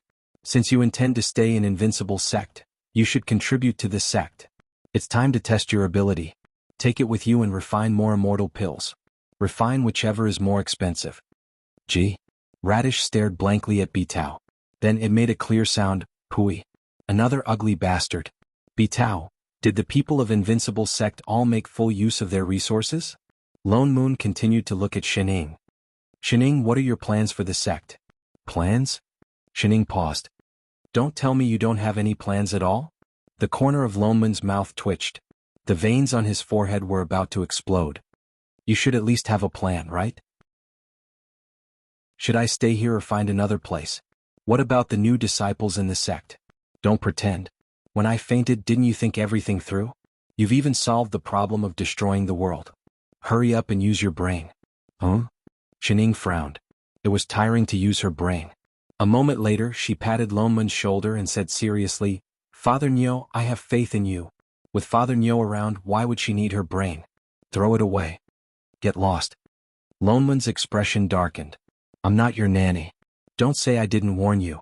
We know nothing about the immortal realm. On the surface, the problem of the Azure world has been solved. But Sun Li has been in the immortal realm for so many years. Who knows if any of his relatives or friends will come looking for him? I'm afraid. You don't have to worry about that. Bitao stepped forward and said, the Qing Tong immortal abode belongs to Chu Shuang City and is located at the edge of the city where the immortal qi is thin. What's more, although Sun Li's immortal meridian is no secret, he doesn't want too many people to know that he's using living beings to nourish his immortal meridian. That's why he doesn't interact with other immortals. All we have to do is register our sect in Chu Shuang City and make offerings on time. Then, Chu Shuang City will not interfere with the private fights between immortals. Make offerings? Lone Moon frowned. Explain. What do you mean? Bitao nodded. Then he explained the situation in the immortal realm to Lone Moon. All in all, the immortal abode they were in now was just a small, unremarkable place in the immortal realm. We are now in the Fengtsang continent, in the country of Chonglan and in Chu Shuang City under Changyan Immortal Prefecture. Any immortal who has ascended to the immortal realm can set up an immortal abode and accept disciples. There are thousands of immortal abodes in Chu Shuang City. The Qing Tong Immortal Abode is one of them. The entire Chu Shuang City belongs to the city lord. If you want to set up an immortal abode here, you have to offer a certain amount of immortal stones to the city lord every year. There's an immortal meridian under Chu Shuang City. The closer you are to the city, the thicker the immortal qi. Although the Qing Tong Immortal Abode is a first-class immortal abode, it's located far away from the city. That's why it doesn't offer many immortal stones every year. What about the Stygian immortal you mentioned? Lone Moon asked. The immortal realm is the same as the mortal realm. We also need to raise our cultivation level, Bitao continued. There are 8 big realms in total. They are Earth Immortal, Golden Immortal, Mystic Immortal, Stygian Immortal and Exalted Immortal. Most people who have just formed their immortal bones and ascend to the immortal realm are Earth Immortals. Only Stygian Immortals can become emperors. Emperors are divided into young emperors, immortal emperors and celestial emperors. Once you become emperors, you can build your own country. The king of Chonglan is immortal Emperor Guyu. Celestial emperors are above immortal emperors. They are the true masters of a continent. There are 10 celestial emperors in the immortal realm. Each of them occupies one of the 4 seas and 6 continents. You mean to say? Shining said as she ate, we're just a small mountain village? As long as we pay our taxes on time, no one cares who lives here. You can say that. Bitao nodded. Lone Moon heaved a sigh of relief. After thinking for a moment, he continued, those who form their immortal bones are Earth Immortals.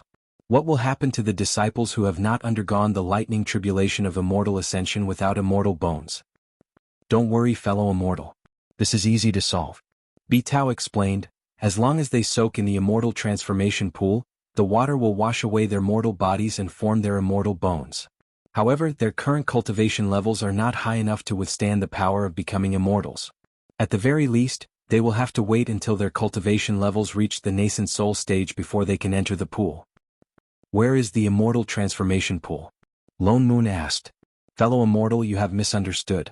The water in the immortal transformation pool is actually water condensed from immortal chi. Just dig a pool and set up an immortal gathering array. The immortal chi in the immortal realm is denser than spirit chi. What's more, there won't be any lightning tribulation in the lower realm. These disciples will only need a few decades to become Earth immortals. Lone Moon frowned. They would be able to ascend in just a few decades. He had worked so hard for hundreds of years.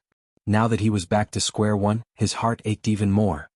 Great Immortal Shin, we have to go to Chu Shuang City to register ourselves during the next offering ceremony. That way, Invincible Sect will be considered an official immortal sect here. When is the next offering ceremony? It has always been at the beginning of March. He counted on his fingers and suddenly paused. His eyes widened and he said, I think it will be tomorrow. Shit, why didn't you say so earlier? He turned and rushed out. Soon he returned with tens of disciples. Pointing to the side hall, he said, Quick, don't worry about it anymore. Dig as hard as you can.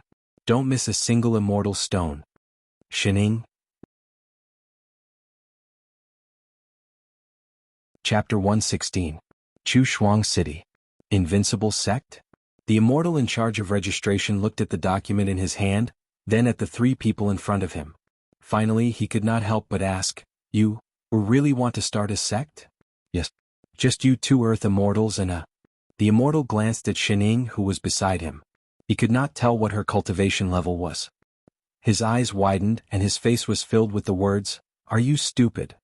Although it was not rare to start a sect, they had to hand over at least 200 superior-grade immortal stones every year. This amount of immortal stones was not much to a sect, but to ordinary cultivators, it was a lot of money.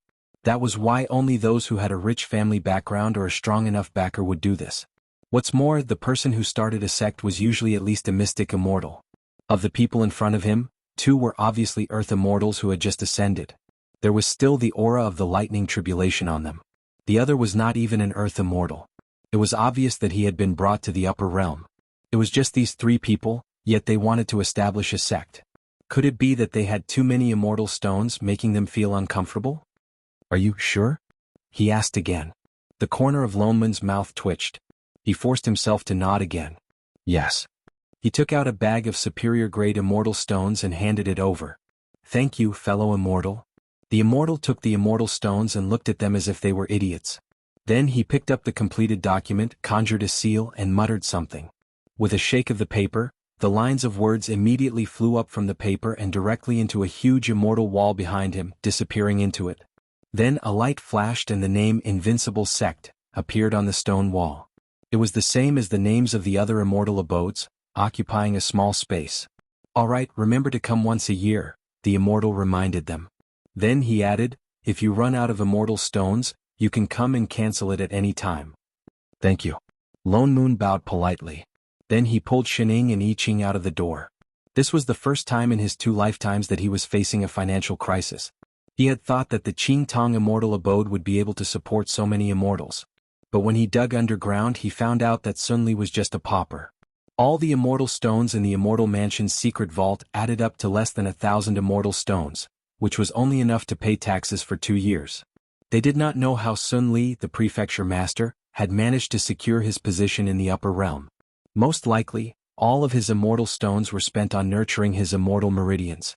Lone Moon felt a slight headache. Although there were many people in the upper realm this time, they were all level 0 smurfs. No one had the skills to earn money. Even the priceless spirit herbs in the sect were nothing in front of the immortal world filled with immortal herbs. He had hoped that Bitao, an alchemy immortal, would be of some use.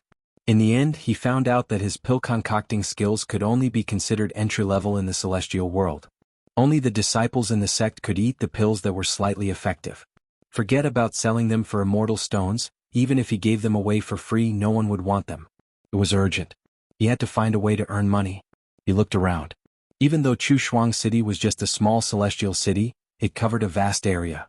It was several times larger than the cities of the aristocratic families in the lower bound. As long as he looked carefully, he would definitely be able to find a business opportunity. Let's split up here. He casually scanned the streets, then turned to the person beside him and made arrangements. I Ching, you're more familiar with refining weapons. Go and find out about the situation of the immortal weapons here, as well as the prices of some materials, the sales model and so on. I Ching nodded. Leave the rest to me. Later we'll compare and see which one is more profitable. We'll gather in front of the city gates in 2 hours. Shining will follow. Lone Moon subconsciously turned to look, only to find that there was no one beside him. There was a huge empty space in the middle. The person who had been following him a moment ago had disappeared. Where is she? I Ching, holy shit. How did that person with a poor sense of direction suddenly disappear between the two of them? In a dark alley 3 streets away.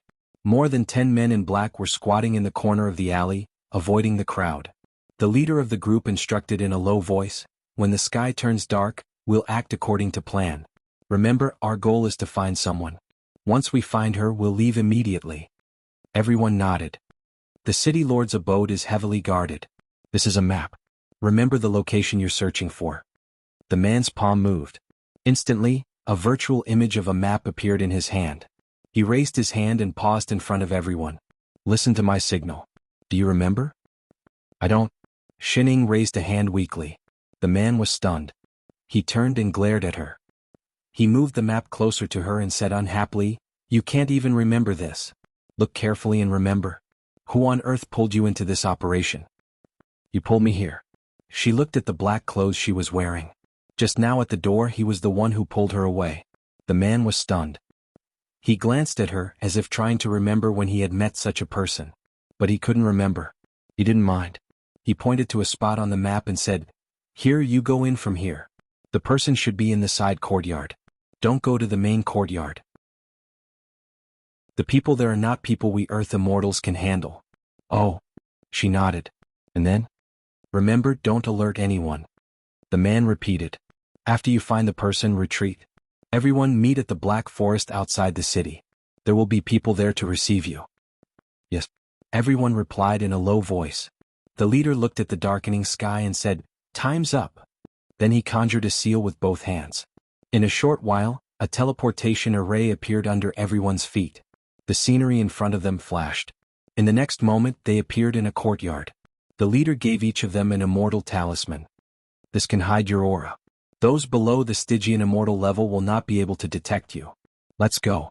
Everyone nodded, and their figures flashed as they disappeared on the spot. Shining?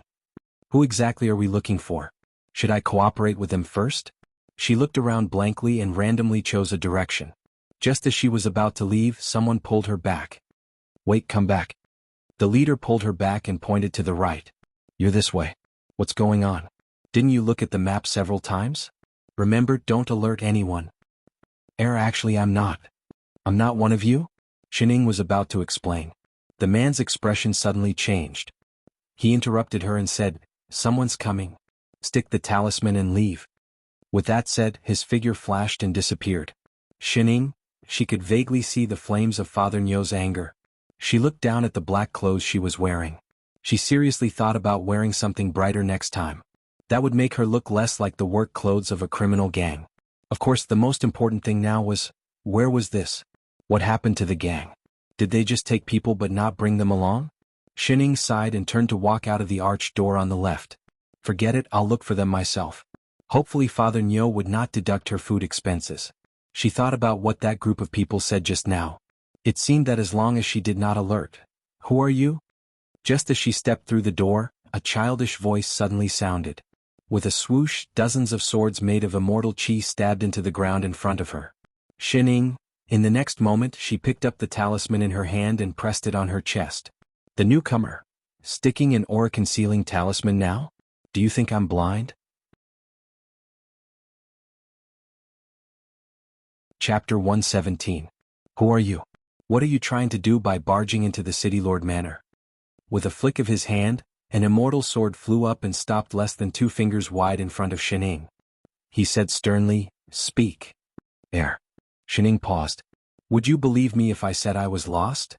Lost in someone else's manor? The man frowned and snorted. You're dressed in black and you're an earth immortal who just ascended. Don't think I don't know why you're here. That?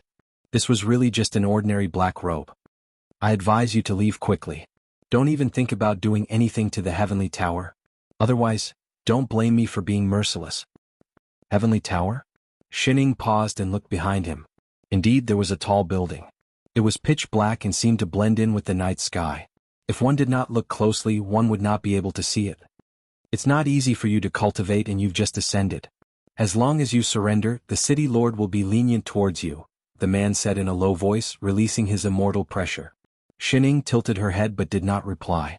She glanced behind him and suddenly said, "Well, do you know where the door is?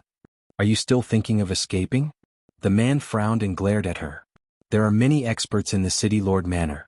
You'll be taken down before you even reach the front yard." "Oh. If you understand, you'd better." "Wait, what are you doing?" Before he could finish speaking, the person opposite him suddenly walked straight toward him. The man's face paled and he shouted anxiously, "Stop right there. Don't come any closer. Do you hear me?" Shining ignored him.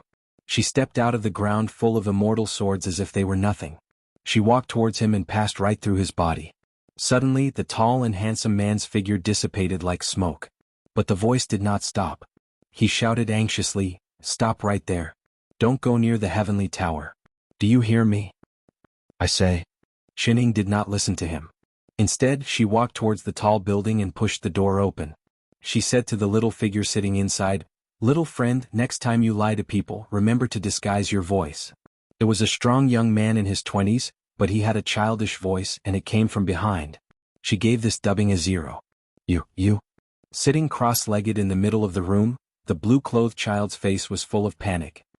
His little hand trembled as he pointed at her in disbelief. "How did you break through the defensive array outside the door in my phantom?" Shining was stunned for a moment. Putting aside the fact that the phantom had failed, was there such a thing as a defense array? "I say, little friend." She walked straight in and saw that the child was trying to crawl back in fear. She couldn't help but reach out and pull him back. "Don't be afraid. Auntie just wants to ask you for directions. Tell me where the door is." "You?" The child's eyes widened and he glanced at her suspiciously. "Are you really just asking for directions?" "Yes." She nodded seriously to show that she was not a strange auntie. "If you're willing, you can also tell me the direction of the city gate." You're not going to catch me?" The child was even more confused. His little face was full of surprise. "Why would I catch you?" She spread her hands. The child was even more shocked. "You really aren't here to take me away?" "Yes." She nodded hard and added, "I'm quite poor. I can't afford to raise a child for the time being." "Really? Really? I promise in the name of Ultraman. Is that okay? Tell me where the door is."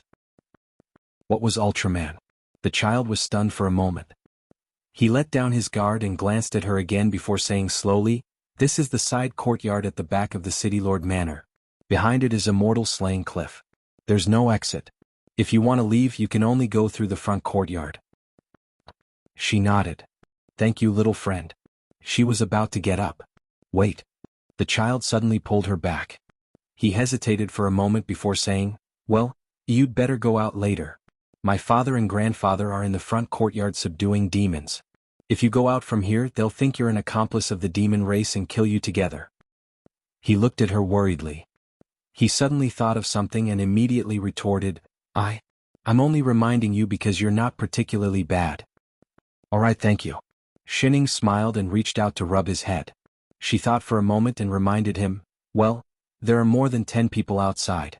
They're dressed in the same black as me. They're real human traffickers.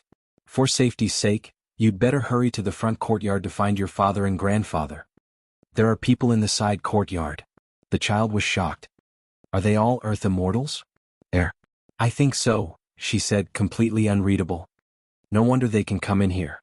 The array formation in the courtyard was targeted at Immortal Chi. The Earth Immortals who had just ascended still had some spirit Chi. The Immortal Chi was not thick, so they could enter here without being detected by the array formation. "Why don't you come with me?" she suggested. The child's expression darkened. Even the light in his eyes dimmed. He pointed to his feet, feeling wronged. "I can't leave this array formation." "Array formation?" She looked down. Indeed, there was an array formation less than a meter in diameter where the child was sitting. If she did not look closely, she would not be able to see it. My grandfather set up a defensive array formation in Zhongguang building. Even Earth immortals would not be able to enter this building easily. He looked proud. After thinking for a moment, he added, "You don't count. Once the matter in the front courtyard is settled, they'll." Before he could finish speaking, the ground suddenly shook. There was a loud boom from the right, like the sound of something exploding. Shen Ying subconsciously stood up and looked outside, only to see that a sky full of black fog had suddenly appeared outside the courtyard, continuously surging towards them. In less than a moment, the area in front of them was pitch black. Even the moonlight could not be seen. The black chi squeezed in through the gaps in the door and the windows, bringing with it a bone-chilling cold. The temperature of the entire room dropped. The ground shook even more violently. There were signs that the building was going to collapse. Shining could not help but widen her eyes. What a huge fog. I say, little Peng. Instinctively, she wanted to warn the child behind her, but found that his face had suddenly turned pale. Large beads of sweat were dripping from his forehead, as if he was suffering from some kind of pain. What's going on? Little friend, are you all right? Don't scare me. The child's expression became more and more painful. His entire body was curled up into a ball. Blood kept seeping out of his body as he screamed in pain. Just as she was about to carry him, the array formation under his feet suddenly lit up. A pillar of light shot up into the sky. It broke through the roof and the entire house collapsed. The light around him grew brighter and brighter. Suddenly the entire night sky was lit up. Shen Ying's heart skipped a beat. This child's parents wouldn't beat her up, would they? Chapter 118. Inside Chu Shuang City. Have you found her? Lone Moon asked. She's not in the west? I Ching shook his head. I'll go to the east. Forget it. Lone Moon pulled him back. You know that your master has an invisibility attribute. Unless she takes the initiative to look for us, it won't be easy for us to find her. But, master doesn't know the way? I Ching reminded him. The corner of his mouth twitched. For the 101st time he wanted to beat someone up. There's no other way now. We can only wait and see. Wait? I Ching hesitated. Wait for what? Wait for something to happen. Lone Moon gritted his teeth. Don't you know what kind of person your master is? Wherever she is, nothing good will happen. Maybe now. Rumble. Before he could finish speaking, there was a loud noise from the east. The whole of Chu Shuang City shook. Large amounts of black chi suddenly appeared out of nowhere and covered the entire east city. Master's aura is coming from that direction. I Ching was delighted. He flew over on his sword. Indeed. Lone Moon frowned. He turned to look east. He knew it would be like this. He had no choice but to follow. He saw many immortals flying out from that direction, their faces filled with fear. They cried out as they flew. Demonic chi, such strong demonic chi. Yes, the direction of the City Lord residence. The demons are attacking the City Lord residence. City Lord residence. The corner of Lone Moon's mouth twitched. 10,000 horses galloped through his heart. It's the City Lord residence. That foodie has another name, discomfort if he doesn't cause trouble, right? He actually went to the City Lord residence. The two of them flew all the way to the east of the city. From afar they saw immortals fighting in an immortal residence. There was light from spells everywhere. These people looked to be at least as strong as the two of them. Especially the one in the middle. The immortal chi on his body was several times stronger than Sun Li's. He was fighting with a person wrapped in black chi. That person seemed to be invisible. No matter what the other party attacked, they could not hit him. Moreover, he hid in the black chi from time to time. The black chi was getting thicker. They were just at the edge, but they already felt uncomfortable. Help! I Ching said and rushed in directly. Lone Moon gritted his teeth and followed them in. The sword chi in his hand immediately swept towards the black fog, forcing it back several feet. He pulled out an azure-robed immortal, who was about to be swallowed by the black fog, and retreated back into the protective array formation. You are. That person was stunned and looked at the two of them in surprise. After the demonic aura appeared, everyone except the people from the City Lord's mansion rushed to fly out. He didn't expect that someone would rush in to help. Although they were only earth immortals, their sword chi could repel the demonic chi. Could it be? Before that person could ask in detail, the devil chi surged up again. He had no choice but to join the battle again. He dispersed the wind blades formed by the devil chi and prevented the devil chi from destroying the defensive array formation. However, this couldn't go on. Not long after, the immortal fighting the Black Shadow was struck by a strand of demonic energy and fell to the ground. "Ancestor!" everyone exclaimed. His entire left shoulder was instantly corroded by the devil chi, revealing the bones. He immediately cut off his entire left hand with a sword, then performed a hand seal to stop the endless flow of blood from the wound. However, with this delay, the Black Shadow had already rushed over and was about to pounce on that person. Suddenly, a strand of sword chi struck the Black Shadow. The Black Shadow trembled, let out a muffled grunt, and retreated in an instant. The person fighting the Black Shadow was shocked. He looked down at the few drops of black blood on the ground, which still carried demonic chi. He looked at I Ching in surprise and asked, how did he hit the demon?" I Ching seemed to understand what he wanted to ask. As he blocked the black chi, he replied, "My master said that the demon is not invisible. The key is speed." That person was stunned for a moment, then he said, "Thank you." As he said this, his figure flashed and he flew towards the Black Shadow again. This time he no longer defended passively. Instead, he attacked as fast as he could. Indeed, the demon could no longer hide in the black chi and was forced to retreat.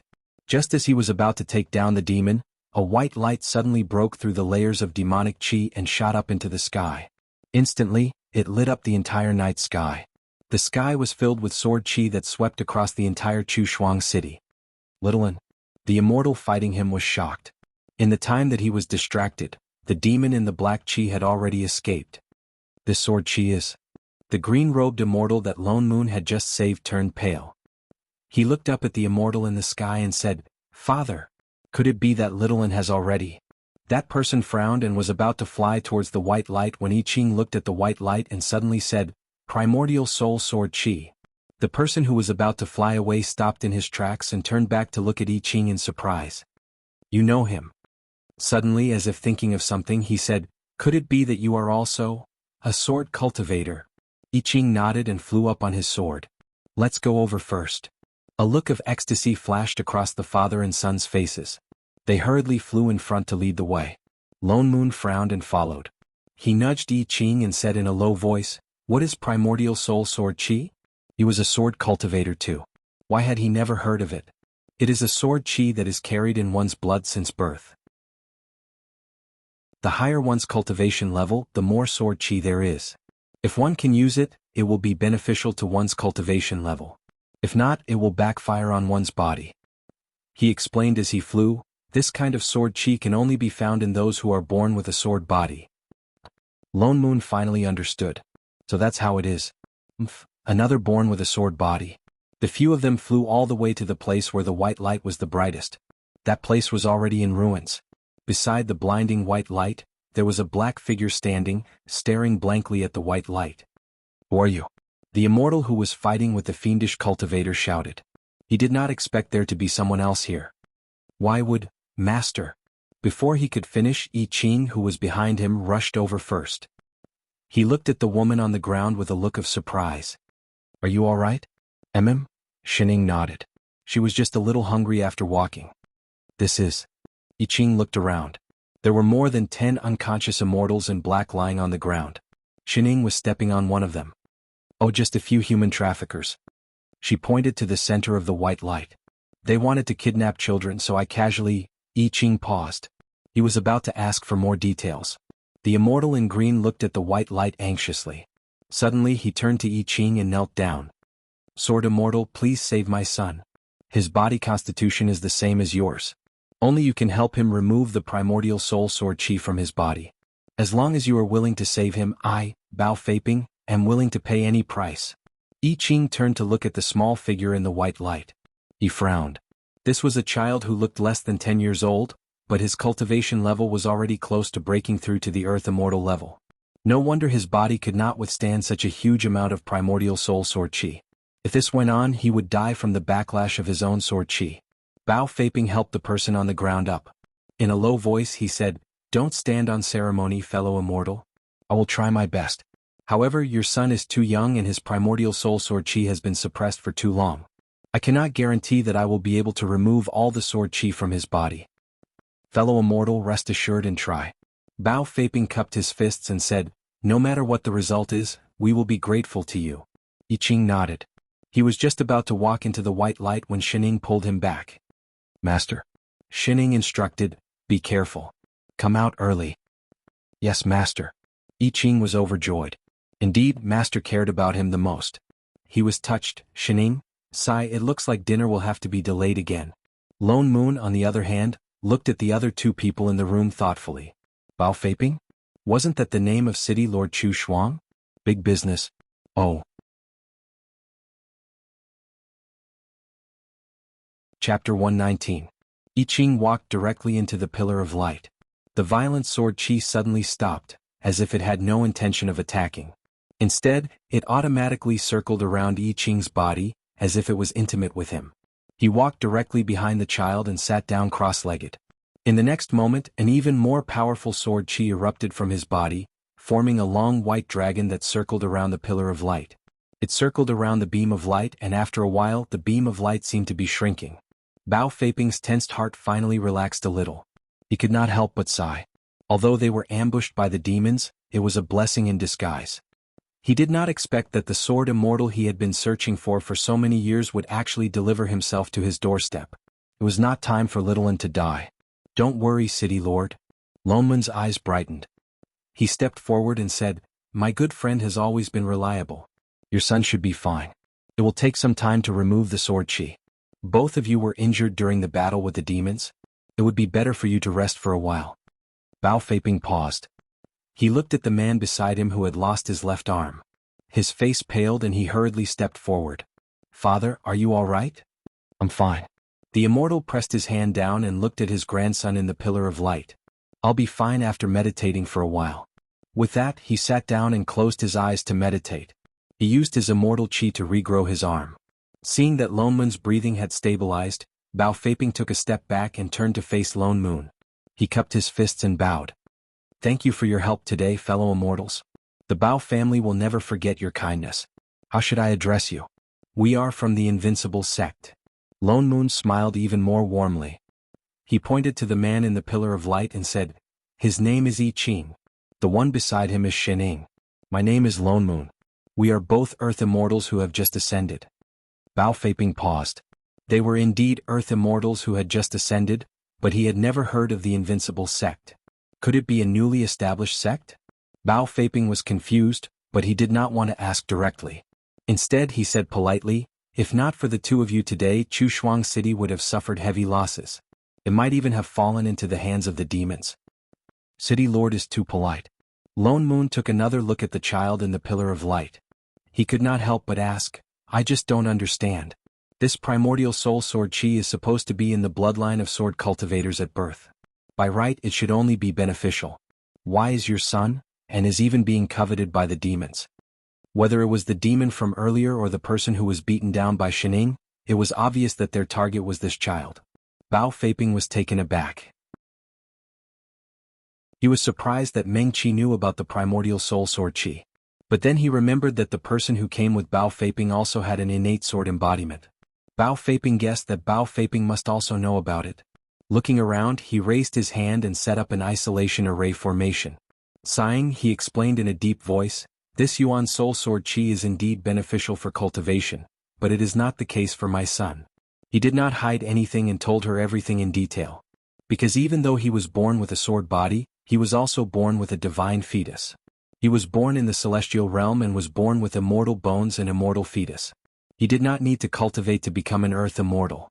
Because of this, the primordial soul sword chi in his body grew extremely quickly. But he was only 8 years old this year. His immortal body was too weak to withstand so much sword chi.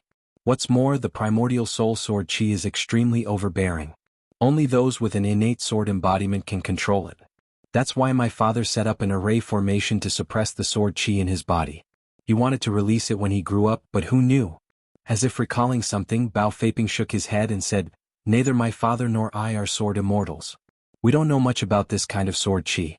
We did not expect the primordial soul sword chi to become even more violent the more it is suppressed. Unfortunately, his body was too coveted by others. That's why we built this weighty tower. First, it was to suppress the increasing amount of sword chi in his body. Second, it was to hide his identity as an innate sword embodiment. In private, we have been looking for other sword immortals like him to find out more about him. But it has always been difficult for sword cultivators to cultivate. There are even fewer sword immortals who successfully ascend to become sword immortals. What's more, they have to have an innate sword embodiment like him. All these years we have searched the surrounding countries but have not found any immortals like him. It was only 3 years ago that the sword chi in his body finally exploded. My father used up all his cultivation to suppress the sword chi. But we did not expect that this sword chi would attract the attention of others. That demon? Lone Moon asked. That's right. Bao Feiping nodded. For the past 3 years that demon has not dared to enter the city. However, it has bewitched other cultivators to barge into the residence. It wants to kidnap my son and take over his body. But it has never succeeded. Who would have thought that it would personally barge into the residence today? So that's what happened. It's better to come at the right time than early. I really have to thank the two of you this time. Bao Feiping expressed his gratitude once again. Once my son is safe, I will personally pay you a visit to thank you. We are all fellow immortal sect cultivators. Demons are at the forefront and we are all in the same boat. My invincible sect has always done things this way. Although he said that, when the demonic chi in the residence exploded, only the two of them rushed in. Everyone was in a hurry to escape. Bao Feiping felt even more touched. Fellow immortal, your words make me even more curious about your sect. May I know what kind of immortal sect it is? That's a long story. Our invincible sect. Lone Moon smiled so widely that his eyes became slits. He pulled Bao Feiping over and began to bluff. Xining, who was watching from the side, yawned in boredom. She glanced at the two people beside her who were already chatting happily. They looked like they regretted not meeting each other earlier. Then she glanced at Chef, who was working in front of them. She wondered how much longer they would need. So sleepy. If she fell asleep now, no one would notice. Unexpectedly, I Ching sat there for an entire night. By the time the sun was high up in the sky, both he and the child had not woken up from their meditation. Lone Moon, on the other hand, had already reached an agreement with Bao Feiping. Lone Moon did not know how Father Nyo managed to bluff him. By the time Xining woke up, there were more than 10 people in Invincible Sect. Moreover, they were highly skilled in alchemy, weapon refinement, talisman crafting, array formations and so on. To put it nicely, it was a friendly exchange between the two places. But the talents were theirs, the techniques were theirs, the materials were theirs, and the sales channels were theirs. The profits from the sales? From Invincible Sect. Lone Moon felt like he had gained a flock of hens laying eggs overnight. Xining had nothing to say but to praise him. Thank you, City Lord Bao. Lone Moon beamed like a flower. You're welcome, fellow immortal Lone Moon. Bao Feiping's smile widened. It was as if he was the one taking advantage of Lone Moon. It's my Bo residence that's bothering your sect. Even Bao Feiping's father, who had woken up halfway through the conversation, the most powerful exalted immortal in Chushuang City, Bao Yi, nodded in agreement. That's right. We're the ones who are bothering you. We've said so much, but we still don't know where your sect is located? Lone Moon waved his hand and retrieved a map. He pointed to a spot at the edge of the map and said, It's here. Bao Feiping paused. Then, feeling even more guilty, he said, How could it be so far away? It's our fault. A place like this is too much for your sect. Why don't we choose another place with dense immortal chi? As long as it's within Chushuang City, we can go anywhere you like. That's right. Even if it's within Chushuang City, Bao Yi added. Xining. Motherf asterisk her. I've decided. I'll have an extra meal today. Chapter 120. Lone Moon's eyes flashed. Just as he was about to continue the conversation, he heard a ding. The pillar of light that had been shining brightly for the entire night suddenly dimmed. Little N. Bao Feiping exclaimed. He rushed forward to support the child who was about to fall to the ground. How are you? Are you all right? The child slowly opened his eyes. A moment later, he called out weakly, Father? Bao Yi rushed forward. Little N, grandfather? Bao Feiping quickly checked his pulse and heaved a sigh of relief. He turned to I Ching and said, Thank you for your help, fellow immortal. We are very grateful. I Ching shook his head. A moment later, he replied, There's no need. Taking a deep breath, he stood up and said slowly, The sword chi in his body has been cleared. But I don't know when it will relapse. He has to learn how to control the sword chi as soon as possible. Both of them paused. Their faces were filled with worry. Xining turned to look at Chef and frowned. She subconsciously took a few steps closer to him. Fellow immortal, May I ask when the sword chi will relapse? Bao Yi stepped forward and cupped his fists. I don't know, I Ching replied. Then how do we control the primordial soul sword chi?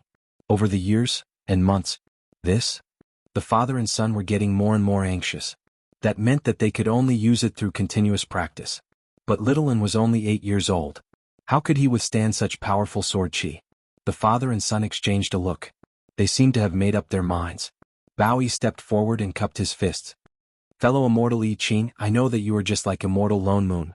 I Bao Yi have never begged anyone in my life. Now I have one thing that I hope, fellow immortal. Chef. Before he could finish, Shining cut him off and stepped between the two of them. Bao Yi paused. He tried to explain, fellow immortal, actually shut up. Shining suddenly turned around and glared at him. In an instant he felt a strong aura pressing down on him from all directions. Bao Yi paused. In less than half a second he felt as if he had just been through life and death. He broke out in a cold sweat. When he looked again, Lone Moon had already turned around. Was he imagining things? Shining reached out to support the person in front of her.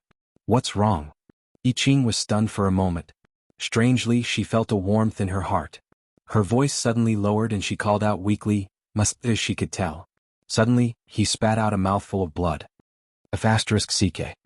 Lone Moon regained his composure and jumped in fright. He hurriedly ran over to support her.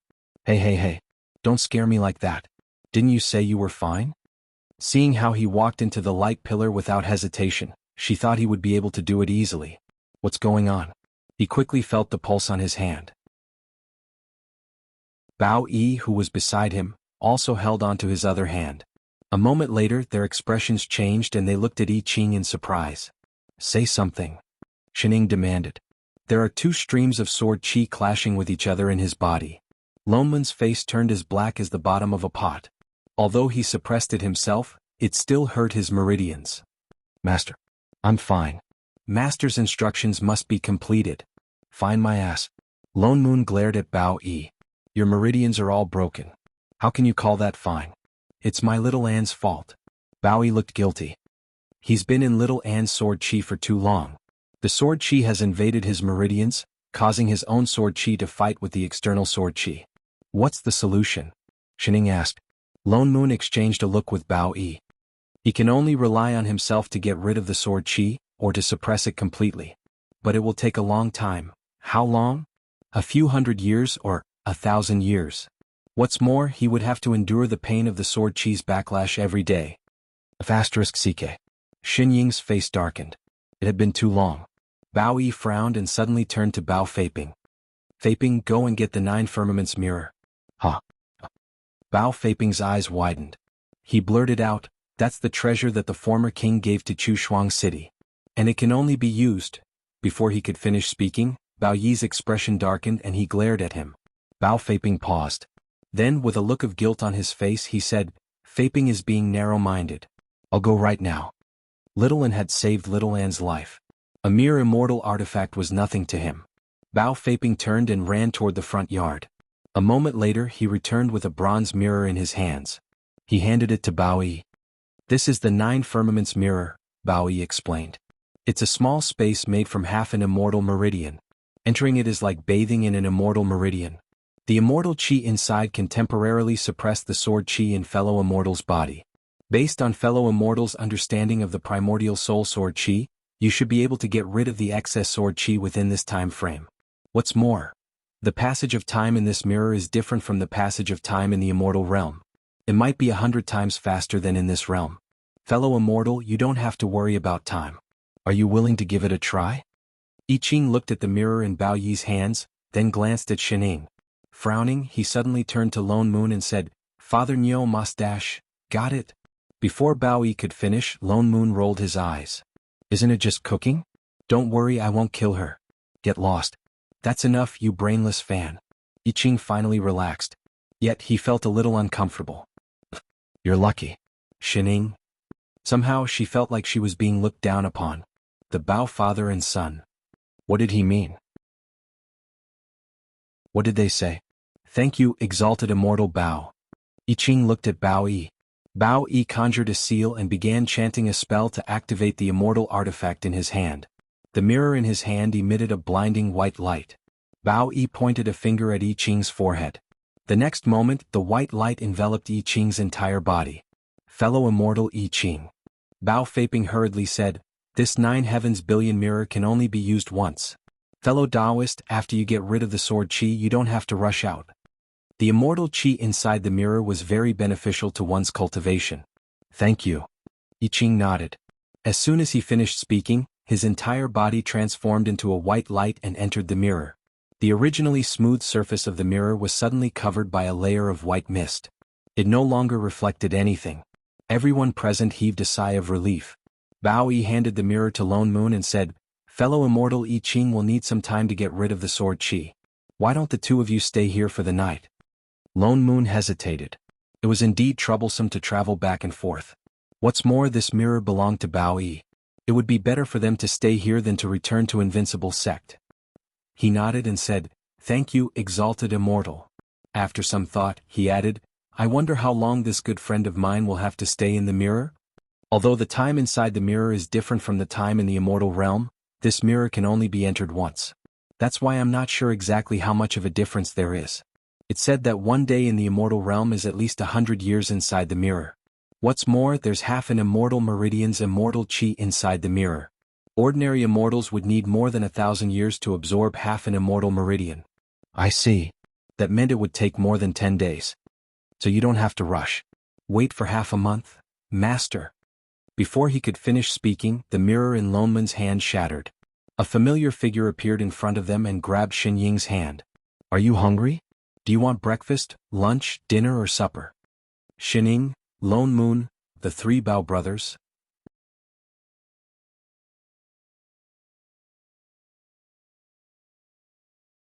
Chapter 121. Fellow Immortal Lone Moon. Bao Feiping asked worriedly, "Is fellow immortal I Ching really all right?" The corner of Lone Moon's mouth twitched. "Don't worry, he knows what he's doing, he should be fine." What the hell should he be? And why did he rush into the kitchen the moment he came out of the 9 heavens mirror? Immortals did not need to eat. Although there was a kitchen in the residence, it was only used occasionally by immortals who were gluttonous. Most of the utensils in the kitchen were incomplete. But it was one thing for I Ching to bring oil, salt, sauce and vinegar with him. But why did he bring pots, bowls, ladles and cooking ingredients? Even bowls, chopsticks and tea were all there. How did he look like he was going out? He was obviously moving. Even if I Ching brought out a set of tables and chairs, Bao Feiping would not be surprised. Then, he really brought out a set of 4 chairs. Winky face, wait, why did even immortal Lone Moon sit down with a natural expression? "Chef, I want to eat seafood." "Yes, master, no problem, master." For the entire morning, Bao Feiping watched in bewilderment as I Ching brought out the dishes from the kitchen. Then, the 2 men in front of him devoured them quickly, one faster than the other.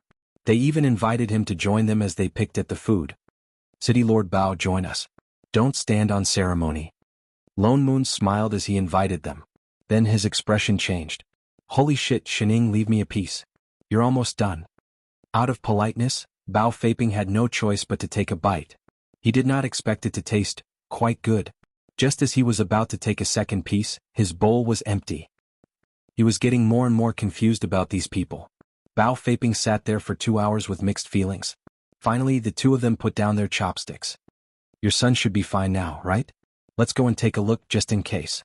Lone Moon wiped his mouth and resumed his elegant demeanor. He no longer looked as pathetic as before. Bao Feiping paused, suddenly realizing something. Could it be that they stayed here to cook because they were worried that something might happen after his father treated Littlin? Was that why they stayed here for so long? So that's why. His heart warmed and he stood up gratefully. "Thank you, fellow immortals." He quickly turned around and led them to the front yard. Sure enough, Bao Yi had already finished healing the child. When he saw them coming in from afar, he quickly walked up to them. "Father." The child threw himself into Bao Feiping's arms and peeked his little head out from Bao Feiping's shoulder, looking curiously at the 3 people behind them. Bao Feiping carried his son in his arms. He could finally relax after a whole day of worrying. His heart was filled with mixed emotions. He invited Xin Ying and the others to take a seat, then carried his son and sat beside Bao Yi. Bao Yi looked at I Ching and said, "This is Sword Immortal I Ching who saved your life. Come and thank him for saving your life." The child was stunned for a moment, then sensibly ran down from his father's arms. He took 2 steps forward, cupped his fists and bowed respectfully to I Ching. "Little and thanks immortal for saving my life." "Don't mention it." I Ching's expression did not change at all. He replied in the same indifferent tone, "There's no need to stand on ceremony. Besides, you saved me." He was just following Master's orders. What should he cook for Master tonight? "Even so, fellow immortal, you were injured because of my son. We didn't really help you." Bao Feiping took a step forward, trying his best to ignore the broken mirror. He exchanged a look with Bao Yi and continued, "Speaking of which, fellow immortal seems to be fated with my son. Not only do you have the same physique as him, but you also appeared just when he was in danger." "That's right." Bao Yi nudged his grandson forward. "This is indeed a great deal of fate." I Ching frowned and glanced at the 2 of them. "If the 2 of you have something to say, just say it." The 2 of them paused. Awkwardness flashed across their faces. A moment later, Bao Yi sighed and stepped forward. "To tell you the truth, we do have a favor to ask of you." Bao Yi lowered his head and held the hand of the confused child. "Although there are many immortals in the immortal realm, sword immortals are rare.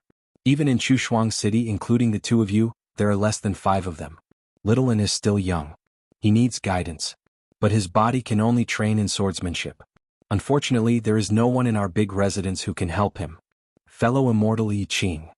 Bao Feiping stepped forward anxiously. "Little An's situation. I'm sure you've experienced it in the lower realm.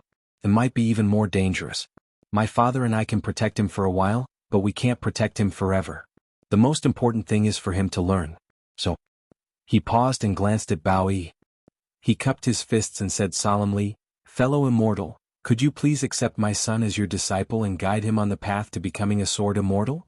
The moment he said that, not only I Ching but even Lone Moon, who was at the side, was shocked. "Accept a disciple." Bao Feiping stood up and looked at the child on the ground. Then he looked at I Ching and felt amused. "City Lord Bao, you must be joking. Although your son is only 8 years old, he was born with an immortal body. He is already an earth immortal. I Ching has just ascended and is only an earth immortal. Their cultivation levels are similar. How can they be master and disciple?" If not for their serious expressions, Bao Feiping would have thought that they were deliberately trying to humiliate I Ching. "Fellow immortals, please don't misunderstand." Bao Feiping hurriedly explained, "I really want my son to be your disciple. Although my son was born with an immortal body, he only knows a few basic Dharma spells. He doesn't know anything about swordsmanship or sword techniques, let alone sword intent. Both of you know that sword immortals cultivate their understanding of swordsmanship. From the looks of it, he has not started yet. Fellow immortal I Ching should naturally address him as master." Lone Moon thought for a moment and asked, "Although sword immortals are hard to find with Chushuang City's power, it should not be difficult to find someone who is willing to teach your son. Why look for Chef I Ching? Wouldn't it be better to find a sword immortal with a higher cultivation level?" "Because fellow immortal I Ching is the most suitable," Bao Yi suddenly said. Lone Moon paused and then understood. It was possible to find other sword immortals, but there was only one sword immortal with an innate sword body. Even demons coveted his body. How could he guarantee that a sword immortal would not? Being a disciple of I Ching, who also had an innate sword body, was indeed the most suitable and safest choice. City Lord Bao's fatherly heart really moves me. Lone Moon's eyes brightened.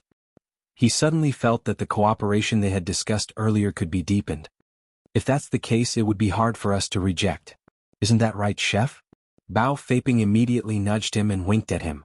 His eyes were filled with food expenses, food expenses, food expenses. I Ching frowned and lowered his head to look at the child in front of him, then at Shening. He was about to speak when Lone Moon interrupted him. "Don't worry, City Lord. I'll make the decision. It's decided." "Thank you, fellow immortal." The 2 of them were overjoyed. They hurriedly nudged the child in front of them. "Little and hurry and greet Master." Only then did the child kneel down with a blank look on his face. Disciple greets Master. I Ching's frown deepened. He stepped to the side and said, "City Lord Bao, this matter? If no one objects, it's decided." Lone Moon interrupted him again. "Oh yes, I still don't know your son's full name?" "Oh, he has always followed his mother's surname Ning. His name is Zian." "Ningzi? What?"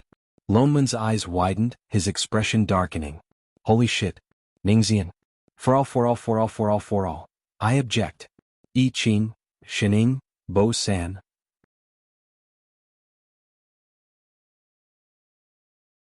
Chapter 122. My wife used up all her primordial essence to give birth to him. That's why he took his mother's surname. Thinking that Lone Moon was surprised at his son's surname, Bao Feiping explained, "Fellow immortal I Ching, you can give him a Taoist name. From now on he will be considered as your sect's." "No." Before he could finish, Lone Moon objected again. "What?" The two from the Bao family paused, confused. "He doesn't need a Taoist name, no. I mean he can't be I Ching's disciple." Lone Moon's expression darkened. He said seriously, "He can't join the invincible sect either." "Absolutely not." "What?" Bao Feiping was even more confused. "Did he agree just now?" Because. Lone Moon stared blankly at her. His mouth, which had always been smooth and nimble, suddenly froze. After a while he said, "Our sect has filled up the slots." What did he mean? Bao Feiping regained his composure. He turned to the person beside him and said, "I mean I Ching is the one taking him in as a disciple. Isn't that right, chef?" Bao Feiping's tone changed and he gave Lone Moon a look that said, "If you agree you won't get any food allowance for a year." "I Ching, Bao Feiping, didn't he say he could make the decision? Fellow immortal I?" The two turned to look at I Ching. I Ching glanced at the child who had the same fate as him. His heart softened. It's not impossible to take him in as a disciple. Lone Moon's heart tightened. He cursed, "Chef. Don't spout nonsense." He continued, "It's just that I haven't started my apprenticeship yet. I have to ask." He subconsciously turned to look at Shining. "Master, not taking him in." Shining threw out two words. I Ching immediately turned and answered firmly, "Not taking him in." The two. What happened to helping each other? "City Lord, exalted immortal. We have urgent matters to attend to in the sect. Since your son is fine, we will take our leave first." Lone Moon pulled them up with each hand and turned to walk out. Before the two could react, he flew on his sword and disappeared. Bao Feiping, Bao Yi, what was going on? Lone Moon pulled the two of them along as they flew at top speed. His face was dark the whole time, and he only stopped when they reached the foot of Invincible Sect's mountain. I Ching was just about to speak. "Don't speak." Lone Moon cut her off. "I know you pity that child, but you really can't accept him as a disciple. Anyone can, but you can't. I know you think I'm unsympathetic." Lone Moon paced back and forth anxiously. If he doesn't practice swordsmanship soon, the primordial soul sword chi might explode again.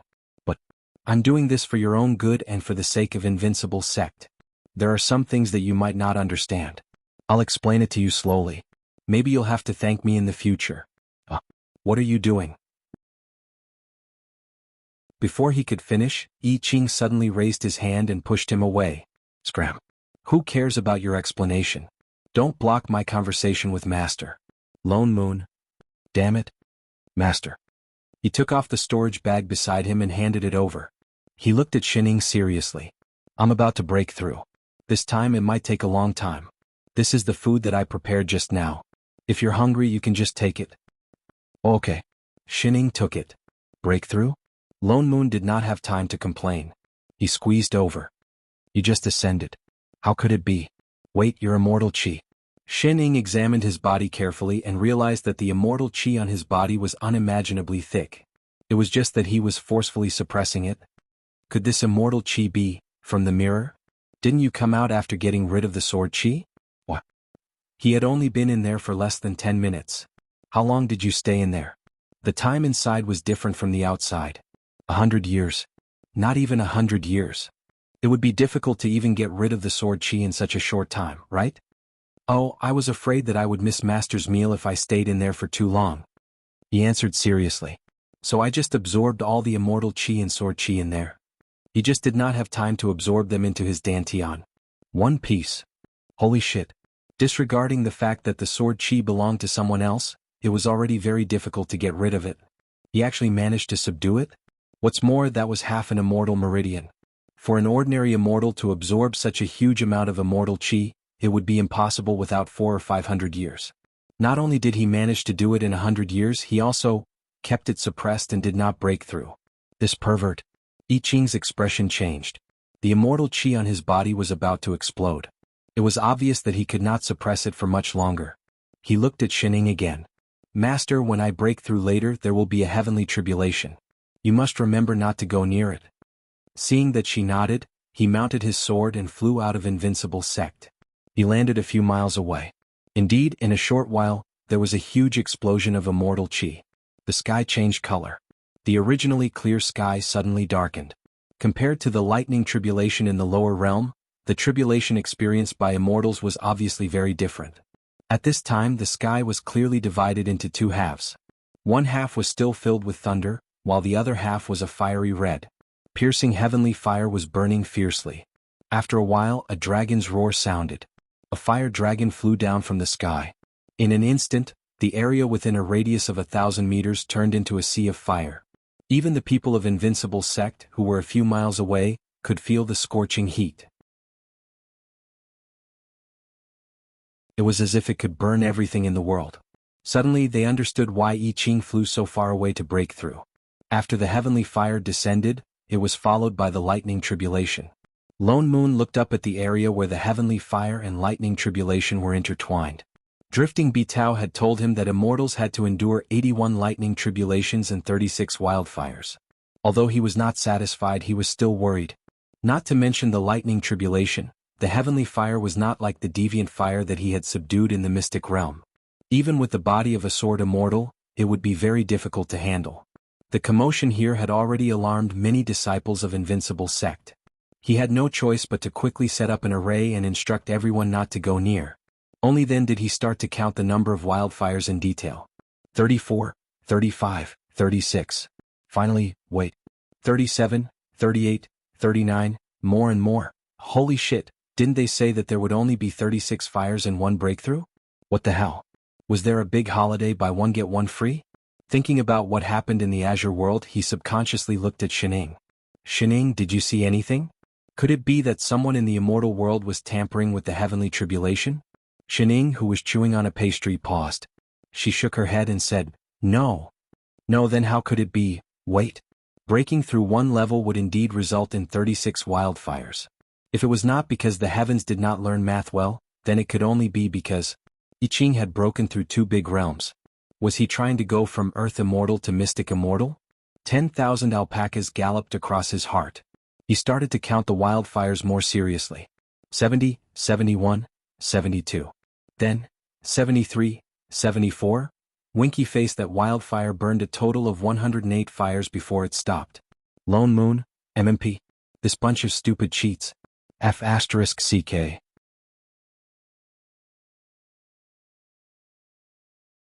Chapter 123.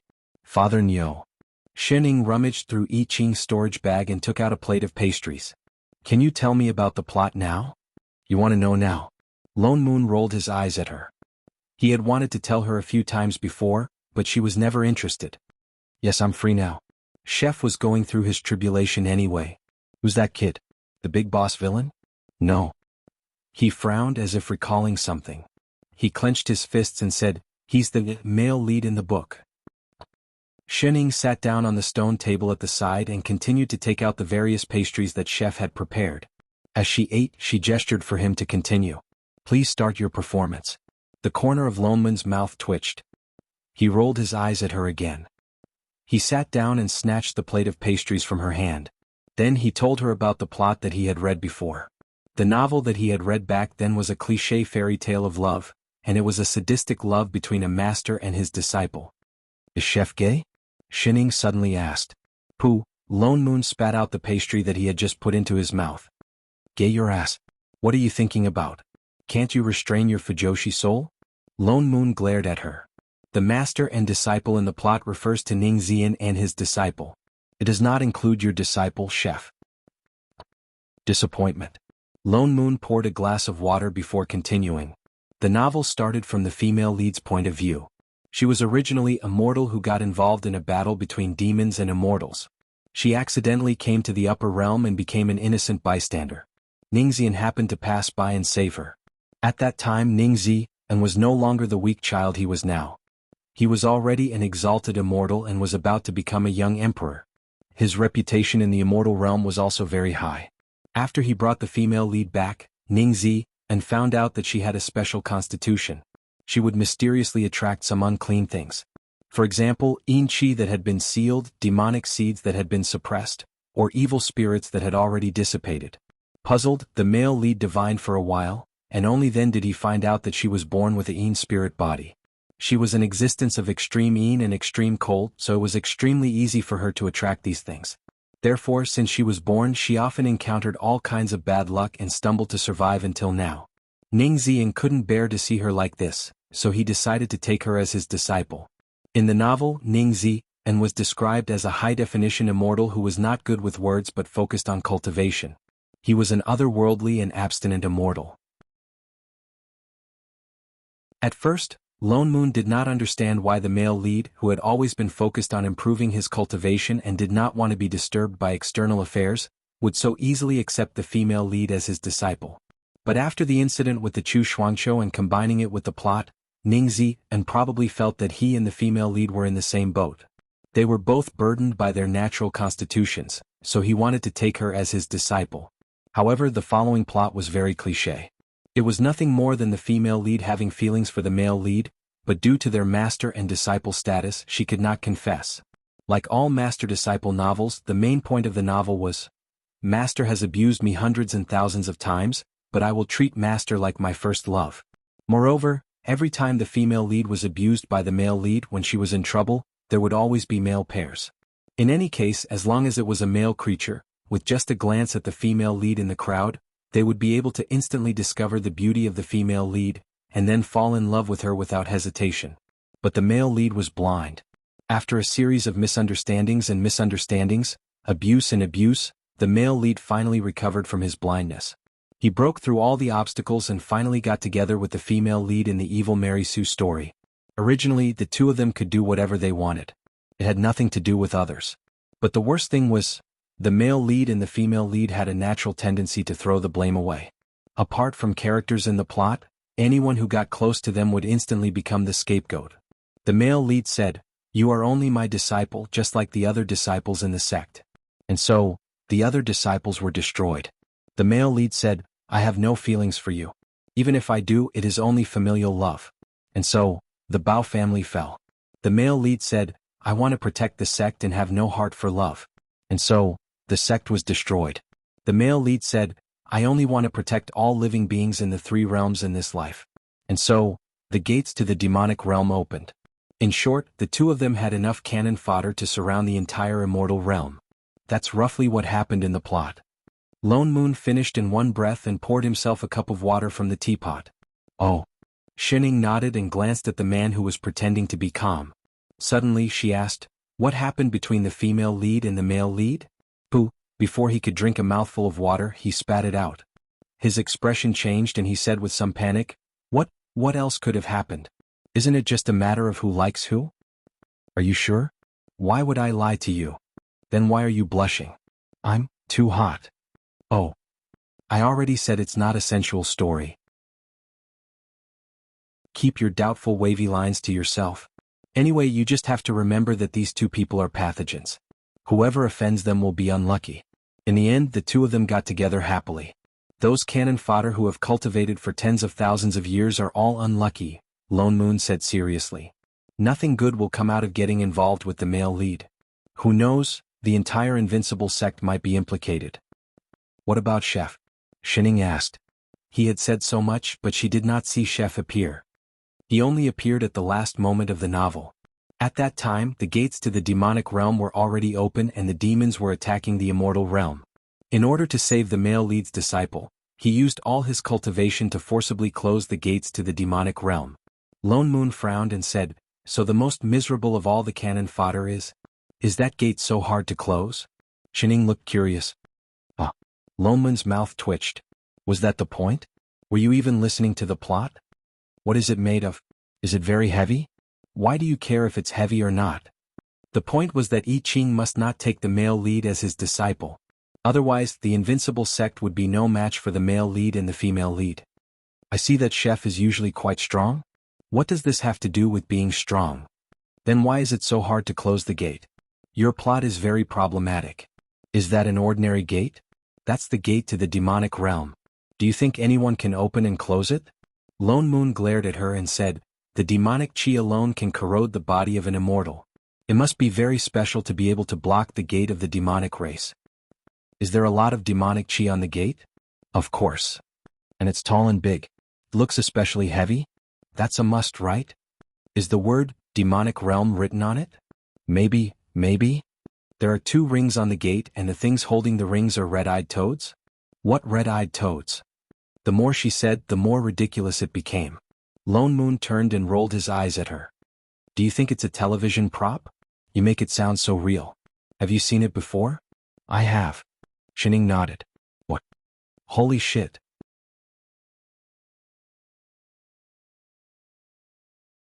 Chapter 124. As I Ching had jumped 3 levels in a row, 10 days had already passed since the heavenly tribulation. His cultivation level had also risen from the original Earth Immortal to the Stygian Immortal level. His cultivation was second only to Bao Yi of the Bo family. In addition, he was a sword immortal, so he was stronger than immortals of the same level. In a real battle, it was normal for him to challenge someone of a higher level. He was thinking about his master and wondered if the food he had prepared was enough. After adjusting his condition, he flew back to the sect. As soon as he entered the mountain gate, he happened to meet 2 people who were flying towards him. You're finally better. Come, let's go to Chu Shuang City. Lone Moon waved at him, pulling Shining with him. Master, this. I Ching hesitated. Didn't they just come back from that place?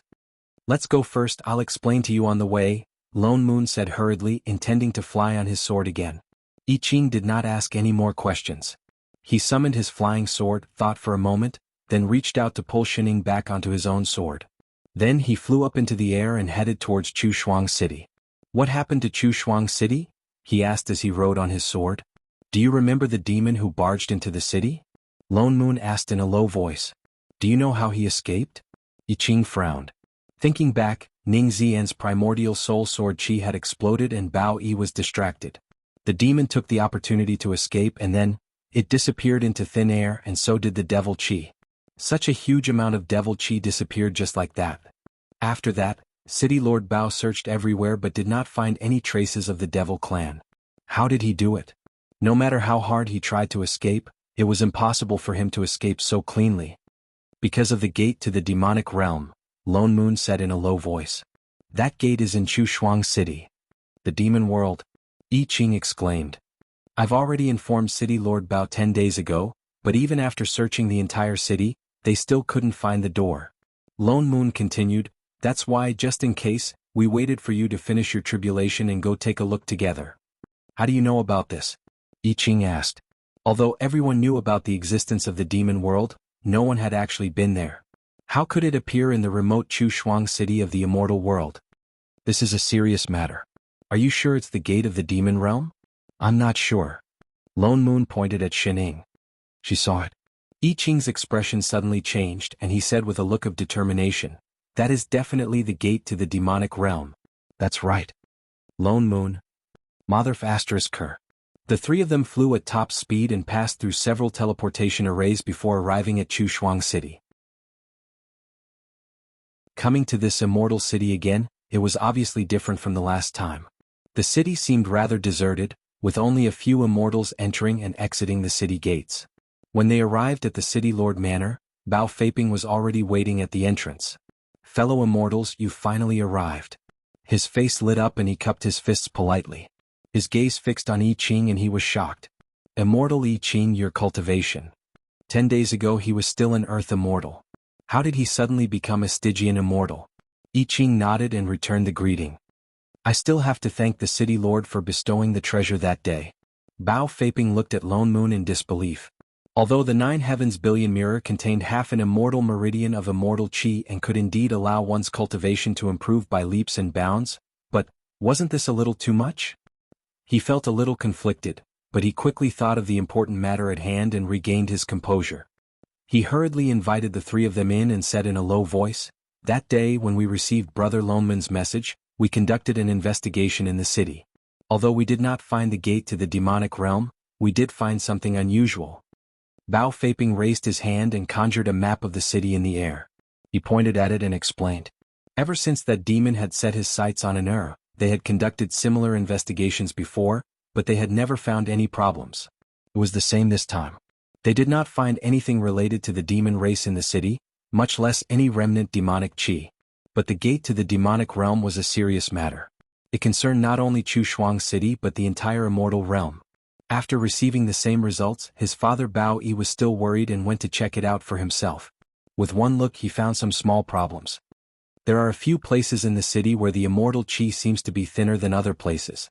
Bao Feiping pointed at a few places on the map. Originally there were many immortals in the city. There were often people cultivating and meditating, so it was normal for the immortal chi to be thinner and thicker. But after the demon race's invasion, many immortals left the city. Logically speaking, this city was above the immortal meridian, and there were no immortals absorbing the immortal chi there, so the immortal chi should be thicker. But now, the immortal chi seemed to be avoiding those places on purpose. What's more, we discovered that there are many places like this outside the city. Almost every few hundred feet there would be a place like this. Why is that? Could it have something to do with the gate to the demonic realm that Brother Lone Moon mentioned? Lone Moon frowned. The only thing that could make the immortal chi retreat was something from the demonic realm. Shining. He turned to look at Shining. Where exactly did you see the gate to the demonic realm? That building. Didn't I mention it before? Weighty building? Bao Feiping interrupted. Yes, just before you guys arrived.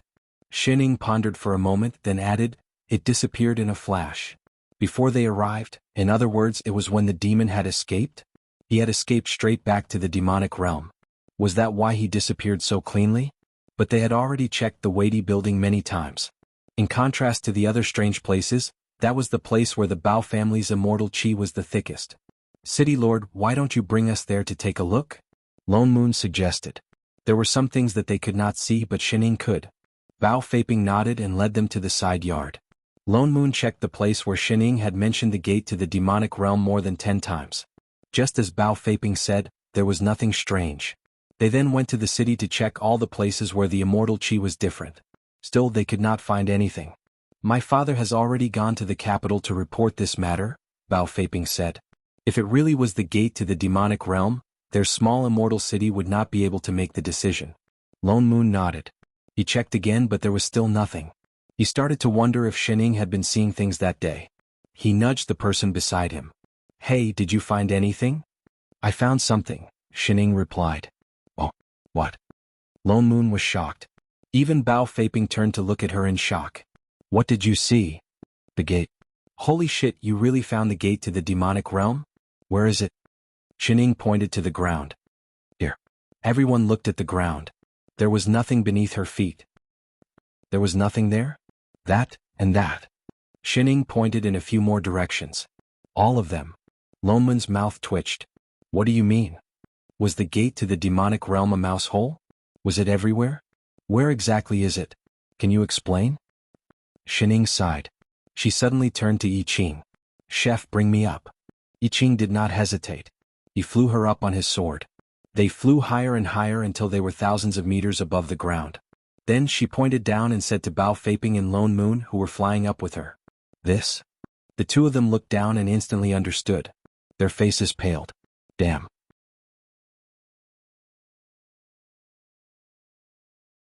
Chapter 125. They could see the entirety of Chu Shuang City below.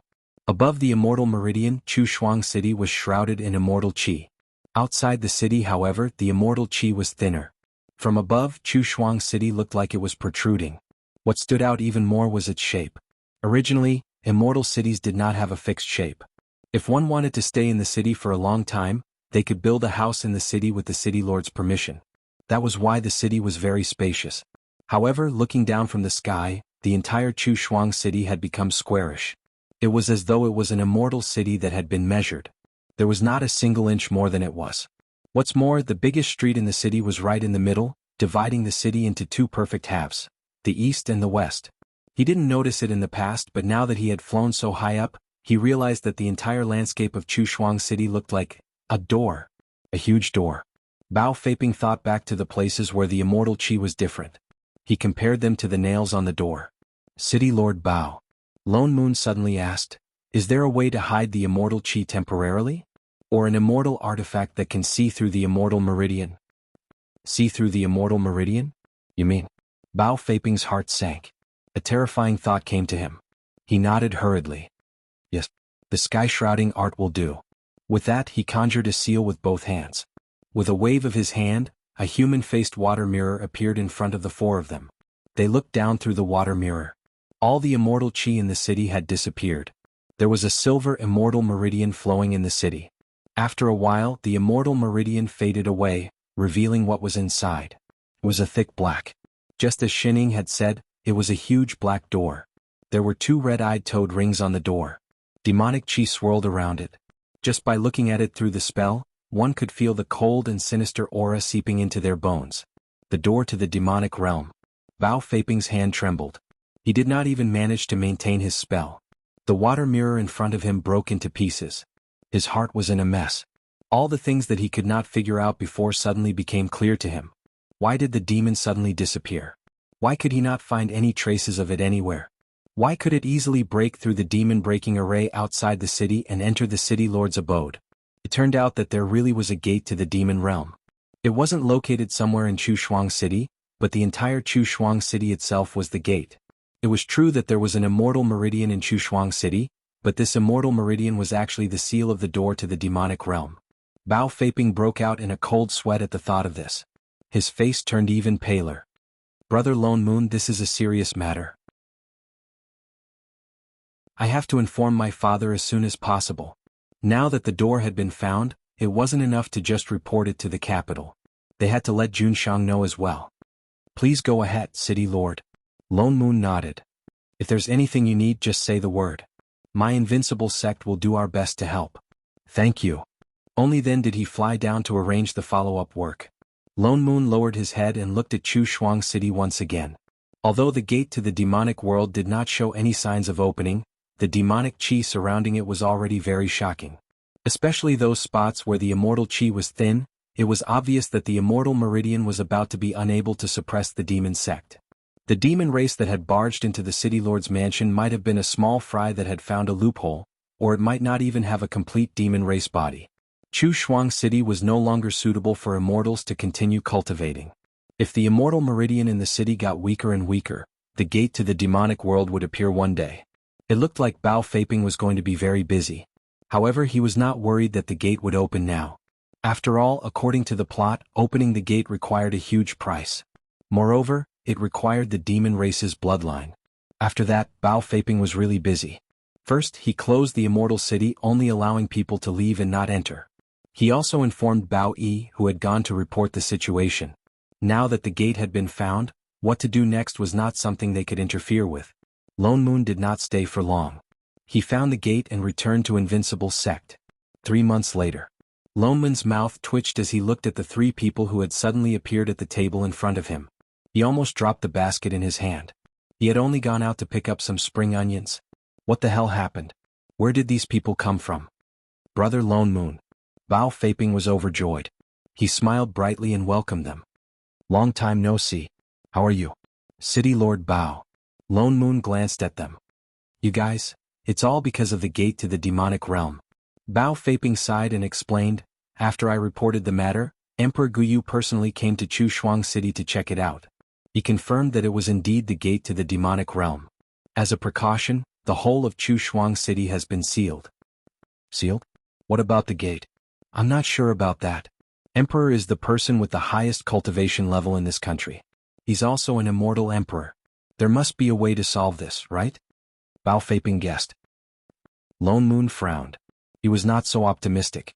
The plot of the book did not mention anything about a way to solve this. After Chushuang City was sealed, Emperor promised to give our family another immortal city.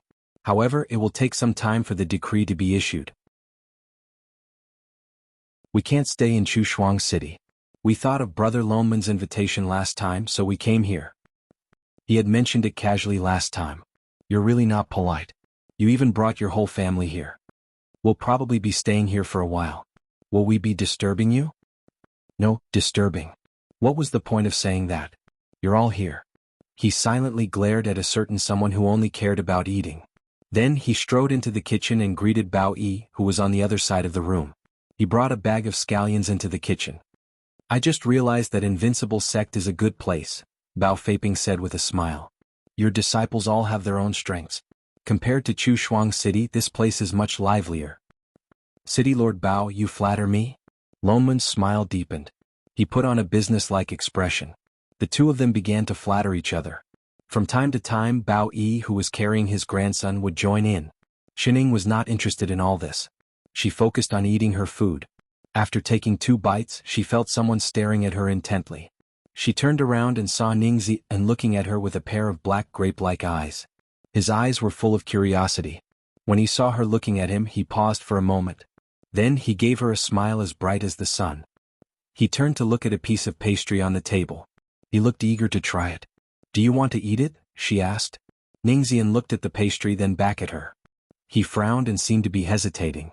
After a while, he could not resist the temptation and slowly nodded. Oh. Xining picked up the pastry from the plate and moved closer to his little face. This is a walnut pastry. Ning Ziyan's eyes lit up. Just as he reached out to take the pastry, Xinying's chopsticks spun. The pastry spun in front of his eyes and with a "ah," she stuffed it into her mouth. It made a series of crisp, crunching sounds. Ning Ziyan. He was completely stunned. His little eyes were red and full of grievance. Xining smiled at him mischievously. Then she picked up her chopsticks and took a few bites. She finished all the food on the plate in front of him.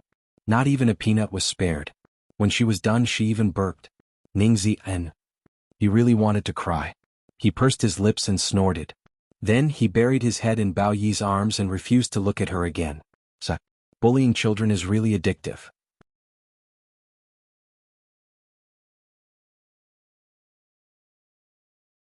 Chapter 126.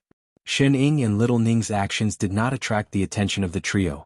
Perhaps they felt that they had enough of lying, bragging, talking. Lone Moon finally got down to business after receiving a fee that was more than 10 times higher than what he had expected. Exalted Immortal, City Lord Bao, since the Immortal Lord has taken care of the gate to the demonic realm, what do you plan to do next?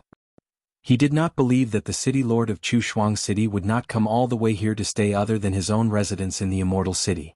To be honest, because of the male lead, Ningzi, he did not want to have anything to do with the Bao family. The gate to the demonic realm was an accident. After all, it concerned the entire immortal realm.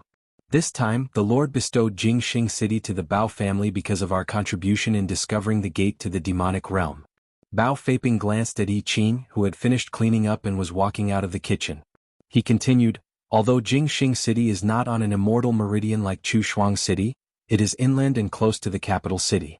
My father and I feel that the matter of the gate to the demonic realm was all thanks to the 3 of you, not our contribution. If you don't mind, we would like to invite your sect to Jingxing City and share the immortal city with us. Lone Moon was shocked. He did not expect the Bao family to be so generous. They were the ones who discovered the gate to the demonic realm, but Chu Shuang City was originally the Bao family's territory. Now that it was sealed, it was normal for the immortal emperor to give them a piece of land. Even if he did not mention their role in the matter, no one could say anything. He did not expect that the first thing they did after obtaining the new immortal city was to give them half of it. He was about to ask for more details when he saw Yi Qing standing behind Xining. He immediately understood their intentions. It looked like they had not given up. Yi Qing had been an earth immortal in the past, but now he was a Stygian immortal. It was extremely difficult to find another Stygian immortal sword immortal in the entire immortal realm, much less one with an innate sword embodiment. If they really moved to Jingxing City, they would be in the same city and would see each other all the time. As a sword immortal, it would be natural for Yi Qing to give some pointers to the younger generation occasionally. There would be no need for him to accept disciples or not. Or should he say that these two were really worried about their child's school? In order to find a good teacher, they even provided free housing in the school district. Thank you for your kindness. Lone Moon refused directly. Although there aren't many disciples in my sect, I'm used to living here. I have no intention of changing the abode. What a joke. No matter how many benefits there are, it can't compare to having a main character with a constitution that invites trouble. Brother Lone Moon, don't be in a rush to make a decision. You can think about it slowly. Seeing that things were about to go south, Bao Faping panicked and turned his gaze to the other 2 people present. Why don't we ask fellow immortal Yi Qing and this fairy's opinion first? He remembered that this woman was the sect master. Although he could already tell that Lone Moon was the real decision maker in the sect, for the sake of his son, he had no choice but to drag the other two in. The immortal qi in Jingxing City is much denser than here. It's more beneficial for the cultivation of the disciples in the sect. Not going. Bao Feiping paused. He had thought that the other party would hesitate for a moment. What the hell was this instant rejection? I'm not moving. Xining tilted her head. Moving was so troublesome. Master is right. I Ching rejected instantly. Bao Feiping, City Lord Bao, we appreciate your kindness. However, the disciples in my sect are all low-level earth immortals.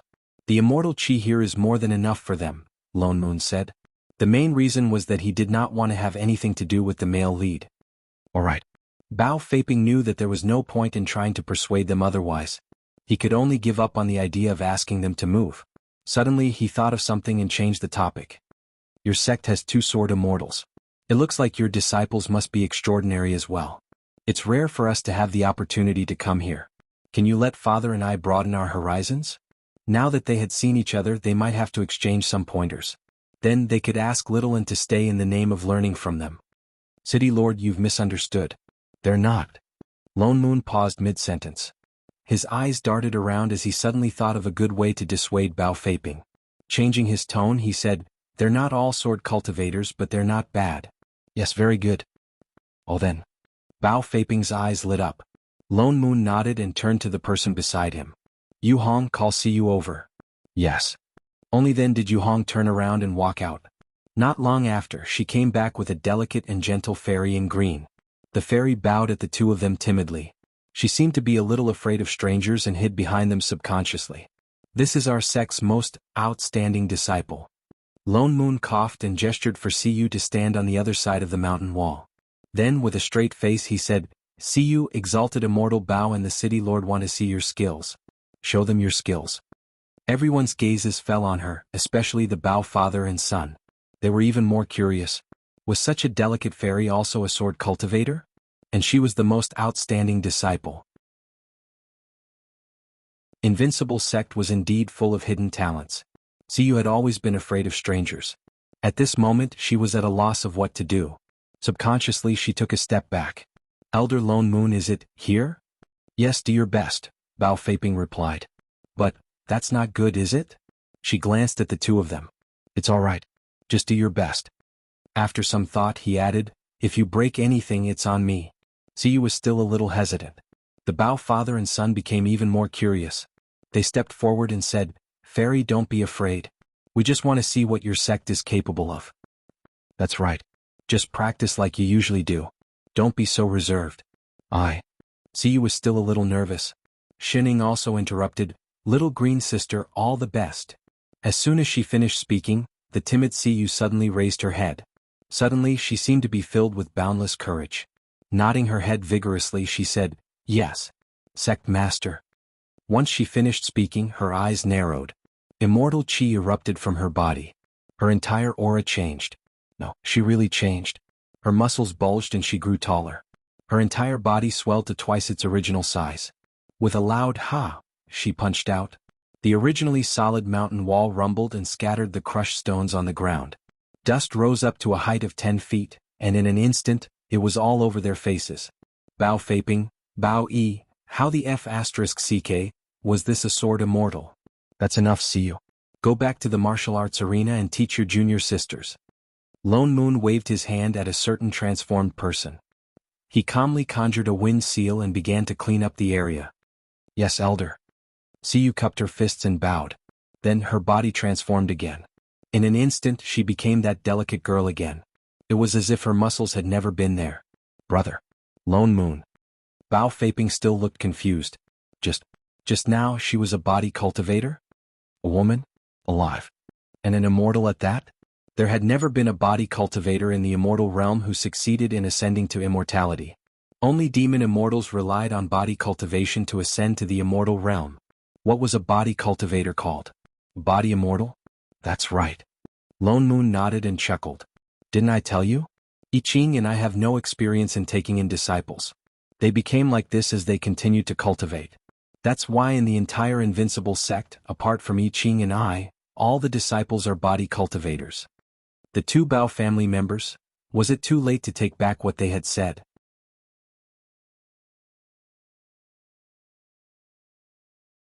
Chapter 127. Ever since Lone Moon had shown his sex strength to the Bao father and son, he had become more and more serious about teaching his disciples how to cultivate. Every day he personally led over 100 disciples to train in the martial arts arena, shouting all kinds of slogans as they trained. His voice was so loud that it could be heard throughout the entire sect, especially in a certain side hall. Every time the Bao father and son saw this scene, their faces would turn greener. When they found out that the entire invincible sect was made up of female body cultivators, their expressions became even more interesting. Their eyes were filled with despair. It had to be said that Father Nyo was really going all out in order to dispel their thoughts. The only thing that was hard to explain was why they had so many body cultivators. But it was obvious that the Bao father and son, who had been greatly traumatized, did not think of this. However, it was indeed time for the strength of his disciples to increase. At the very least, they had to grow their immortal bones first. It had been almost half a year since their entire sect had ascended. However, apart from Yu Hong and Siyu, whose cultivation levels had increased tremendously and who were showing signs of forming their immortal bones, Shin Ing and Siyu's cultivation levels had improved tremendously. Though the cultivation levels of the other disciples increased, their foundations were too shallow and there was no sign of them forming their immortal bones. Only those with immortal bones could be considered as true earth immortals. It seemed like he had to think of another way. Of course, the most important thing now was to settle the matter of the male lead. No matter what, they could not get involved with the male lead, especially Yi Qing. Fortunately, the child was still young. These few days, if he wasn't with the Bao father and son, he would be taken care of by Yu Hong. He didn't have much contact with Yi Qing. Master. Yi Qing put down the dish he had just finished cooking. It was rare that he did not continue to dive into the kitchen. Instead, he sat down and looked at Shining. These days, have you noticed? No. Shining shook her head. Wait a little longer. Actually, I'm just guessing. Yi Qing frowned and said, after all, the child has been fine for 8 years. I'm probably just being paranoid, right? Not necessarily. Shining took 2 mouthfuls of rice and casually replied, I don't know many people. Yi Qing was shocked. Master means, there's no rush. Yes. Wait. Lone Moon interrupted, looking confused.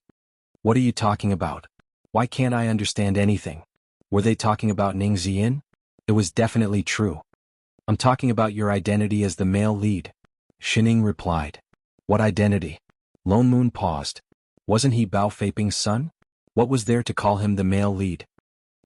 Didn't I tell you? Shining scratched her head and said, that day when Chef helped him expel the primordial soul sword Qi, he found something else in his body. When did you tell me that? How the F***ck would I know? Suddenly he had a sullen feeling of being excluded from the world. What's going on? Chef, go ahead. Shining continued to eat. Yes, master. Yi Qing nodded, then looked at Lone Moon and said, that day when I helped him expel the primordial soul sword Qi from his body, I found that although his sword Qi was chaotic, it was not completely out of control. I thought he was too young to know how to suppress it. But when I used my immortal Qi to help him remove the sword Qi, it went into his dantian very smoothly and didn't encounter any obstruction. This is very abnormal. Lone Moon paused, then understood. You mean, if he didn't know how to suppress the sword Qi when your immortal Qi entered his dantian, even if he didn't know how to do it, he would have resisted instinctively. If he knew, he wouldn't have allowed the sword Qi to explode? That's right. Yi Qing continued, not only that, when I was expelling the sword Qi, although I didn't feel that he was conscious, he seemed to be cooperating. At the beginning, I didn't encounter any obstruction. But when my immortal Qi accidentally swept past his divine perception, I suddenly felt a full force resistance. All the sword Qi went berserk, that's why I was invaded by his sword Qi and was injured. Lone Moon's heart tightened. Could there be something wrong with his primordial spirit? I don't know. He shook his head. At that time, I was focused on suppressing the sword Qi and didn't look closely. I only felt a piercing chill. After that, I tried to use my divine perception to check, but I couldn't find any trace of it. That's why I asked Master to help me see if there was anything different about him. What's more, the immortal realm was different from the mortal realm. If someone had touched his primordial spirit, the Bao father and son would have been able to tell. Shit. Lone Moon couldn't help but curse. The male lead was indeed not simple. Why didn't you tell me something so important earlier? You didn't ask. Then why did you tell Shining? If I didn't ask, I wouldn't have told you, right? She's master. Of course. Motherf asterisk her. So he was the only one who was picked up by invincible sect? Anyway, that child's primordial soul sword chi exploded, probably not just because of the demon's invasion, I Ching said in a low voice.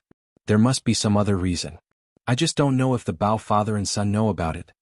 The more Lone Moon listened, the more confused he became. None of this was mentioned in the plot. Ningzi, and the main character, was high and mighty the moment he appeared. There was no mention of him having any special status. Later on, he even became a celestial emperor. Could he have missed out on something? I don't care. They won't be able to stay here for long. Lone Moon waved his hand in annoyance. Anyway, remember to cherish life and stay away from the main character.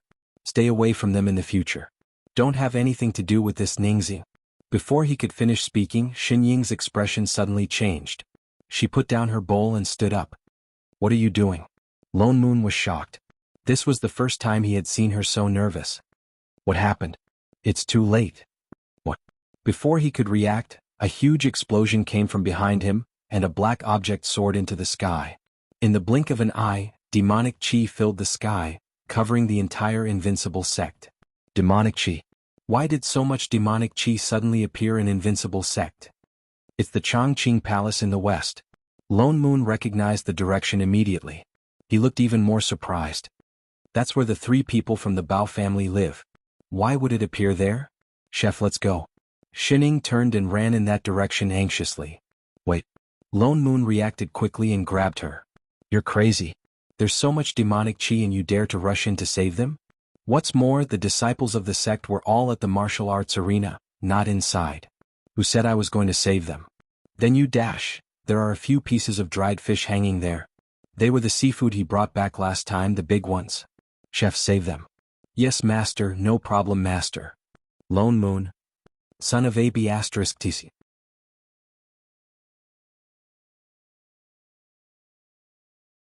Chapter 128. The demonic chi was getting thicker and thicker. Compared to the time in the City Lord Manor, the demonic chi was much thicker now. The sky changed color. From time to time, ghostly wails could be heard coming from within the demonic chi. Many black shadows dashed out, their eyes scarlet red and their faces ferocious. Lone Moon immediately activated the protective mountain array and gathered the disciples.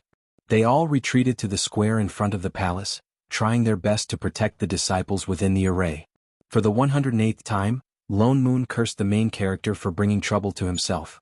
He had only been in invincible sect for a few days, but he was really unlucky. Less than 5 minutes after the disciples gathered, I Ching and Xinying returned. I Ching was carrying a person in one hand, while Xinying was carrying a fish in the other. Lone Moon's mouth twitched. This guy really went to collect dried fish. The few of them walked into the array. I Ching put down the person in his hand. It was the Bao father and son duo. They looked as if they had suffered a huge blow, their faces full of disbelief. Especially Bao Yi, who seemed to be seriously injured. What happened to the 2 of you? Lone Moon asked as he helped them up. I Ching frowned and looked at the 2 of them. We guessed wrongly before. The gate to the demonic realm in Chushuang City was just a cover.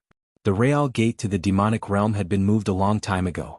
It's not in one place but in Ning Zian's body. He himself is the gate. What? Lone Moon exclaimed. Holy shit, wasn't the male lead from a righteous sect? Since when did he become the villain? This was getting out of line. You're saying that the demonic chi was released by him? He's a demon too. No. Littlein is definitely not a demon. Before I Ching could answer, Bao Feiping snapped out of his daze. He was indeed an immortal fetus when he was born, but we don't know when a demonic seed was planted in him. Bao Feiping's face was full of self-blame. The key was that they had not noticed it for so many years. It's our fault. Bao Yi also sighed. Littlein was already planted with a demonic seed. The demon who barged in earlier must have seen through this. That's why he transferred the gate to Littlein in. He wanted to lure him into becoming a demon before opening the gate. Wait. Lone Moon was confused. You mean to say that the gate to the demonic realm can be transferred? That's right. Bao Yi nodded. He sounded both worried and guilty as he said, we didn't know about this. That's why we brought him away from Chushuang City. Without the immortal meridian suppression, an heir's demonic chi invaded his body and caused him to explode. It's all our fault for implicating your sect. Lone Moon really wanted to curse now. Alright, there's no point in saying all this now. Why don't the two of you think of a way to solve this situation? The entire invincible sect had turned pitch black. Other than where they were standing, there was demonic chi everywhere. The two of them looked at each other and shook their heads. The demonic chi has cut off our connection with the surrounding immortal chi. I'm afraid it will be very difficult for us to break through. Besides, he didn't continue. With so much devil chi, if one or two more demons came out of the devil world, they would definitely die. Their only hope was immortal Emperor Guyu, who was still in Chushuang City. However, there was no way for them to send a message. Did you see the demon realm gate? He asked. I saw it. It's quite big. Before the two of them could reply, Shining pointed in front of them. Lone Moon looked up. Indeed, in the black fog in front of them, a huge black gate was rising. It was getting bigger and bigger. It was exactly the same as the gate they had seen in Chushuang City a few months ago. Little one. Bao Feiping suddenly called out anxiously. Lone Moon then noticed that there was a child standing in the lower left corner of the gate. It was Ning Zian. However, unlike his usual obedient self, his face was covered with demonic scars and his eyes were bloodshot. He pressed one hand against the gate and looked down coldly. This was the male lead? This was clearly the appearance of the villain, the big boss. What's wrong with him? Lone Moon asked. He's been invaded by the demonic seed in his body. He's become a demon, I Ching replied. Indeed, in the next moment, the demonic chi around Ning Zian's body became even more intense. Following a few shrill cries, the demonic chi started to attack the ground. I Ching rushed out with his sword. The sword chi in the sky immediately dispersed the demonic chi. Ning Zian laughed coldly as if he didn't care about the people below him. He only glanced at them before turning his attention back to the huge door. Suddenly, he made a cut on his left palm and pressed it against the red-eyed toad on the door. You're right. You're right. Oh no, he's going to open the gate to the demonic realm. Stop him. Lone Moon was shocked. He instinctively turned to look at Shining and said, Shining, knock that little brat down. Shining grunted in response. She looked left and right but couldn't find any weapons, so she could only pick up the huge dried fish in her hand and throw it into the air. Everyone felt a strong gust of wind sweep past them. Following that, there was a loud bang. Ning Zian, who had just been about to open the gate, was slammed into the gate. Even the demonic chi around him dissipated. However, the heavy pressure did not disappear. Instead, it carried with it an unstoppable force as it continued to push forward. There was a creaking sound, and the originally unmoving door rumbled. Ning Zian fell down along with it. The door, it opened. Shining, I Ching, Lone Moon, Father? Nyo, would you believe me if I told you that it was because the quality of the gate was too poor? How could the gate be opened with a single slap of dried fish? Like hell I'd believe that. He was doomed. He had tried so hard to stop the gate from opening, but it had been slapped open by a single slap of a salted fish. How was he going to play then? For all. The next moment, the surrounding black chi became even thicker. A huge black figure flew out from within. It was different from the other figures that had appeared before. This black figure had a solid body. Its entire body was pitch black, and its face was covered with black scars. Its original appearance could not be seen clearly. Waves of bone-chilling aura rushed toward them. Immediately, the entire defensive array trembled.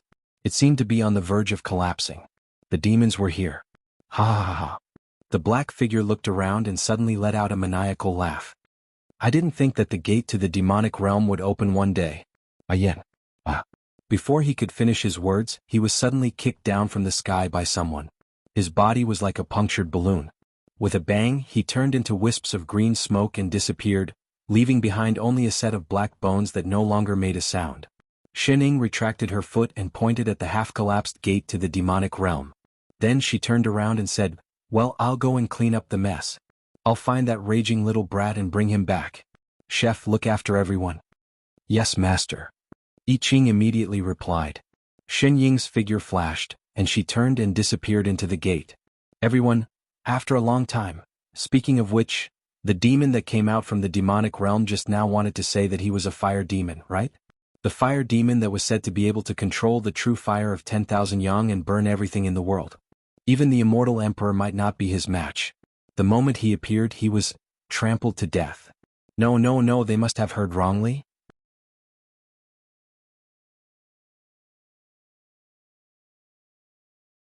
Chapter 129. The Demon Realm. Strange rocks stood erect everywhere, lava covered the ground, and even the horizon was a dusky expanse. At this time, the Demon Realm was facing its first and only genocide crisis in history. An azure figure tore through the demonic world sky, which was dark all year round. Wherever it passed, it was unstoppable, and tens of thousands of demons prostrated themselves. Before the demons could see what it looked like, it had already turned to dust. That figure, from the gate of the Demon Realm, swept across the entire demon continent. From east to west, then south, then north, then south, then north, north and south. She seemed to be lost. Straight face, after going back and forth between the north and south for a dozen times, that person pulled out the little dream demon who had just become a demon from a few hundred meters underground and asked for the information he needed. Finally, he headed towards the Demon King Palace in the middle of the continent. And so, 10 minutes later, the Demon King Palace, where the demonic chi was the thickest and thousands of demons gathered, was clear and bright. The city was filled with demonic bones. At this time, all the demons who sacrificed themselves had only one question in their minds. Demons along the way, why did you hit me? We were just passing by? Demons guarding the gate, why did you hit me? I was just guarding the gate. Demon army, why did you hit me? I was just standing guard. Demon general, why did you hit me? I was just here to work. No one knew the reason. As for them, the high and mighty demon kings who were invincible, they were already lying on the ground, crying with snot and tears all over their faces. Great immortal, don't hit me. If you hit me again, I'll break up. I was wrong, I really won't dare to do it again, please spare me. Speak, where did that child go? Shining stepped on the Demon King's chest and asked in a low voice. What child? The Demon King was dumbfounded. He had yet to recover from the vicious beating he had just received. He had never been beaten up like this before. It was simply a crushing defeat. As the master of a realm, for the dignity of the demon realm, he wanted to resist, but the key point was that he could not resist at all. He was not even afraid of losing face and wanted to ask the demons under him for help. With a single thought, he informed the 10 Sky Fiends. The 10 Sky Fiends did come, and they came very quickly, and then, very quickly, they were all destroyed. And with one slap, it was even easier than swatting mosquitoes. They were all lying on the ground, not knowing if they were dead or alive. Too scary. There was actually someone more terrifying than the devil race in this world, and the key point was that he still didn't know what the other party wanted to do. It's the child who just entered the devil world. 15 minutes ago. I don't know. Immortal. He was sleeping soundly in the devil palace when she suddenly barged in. Without saying a word, she picked him up and gave him a good beating. How would he know what a child was?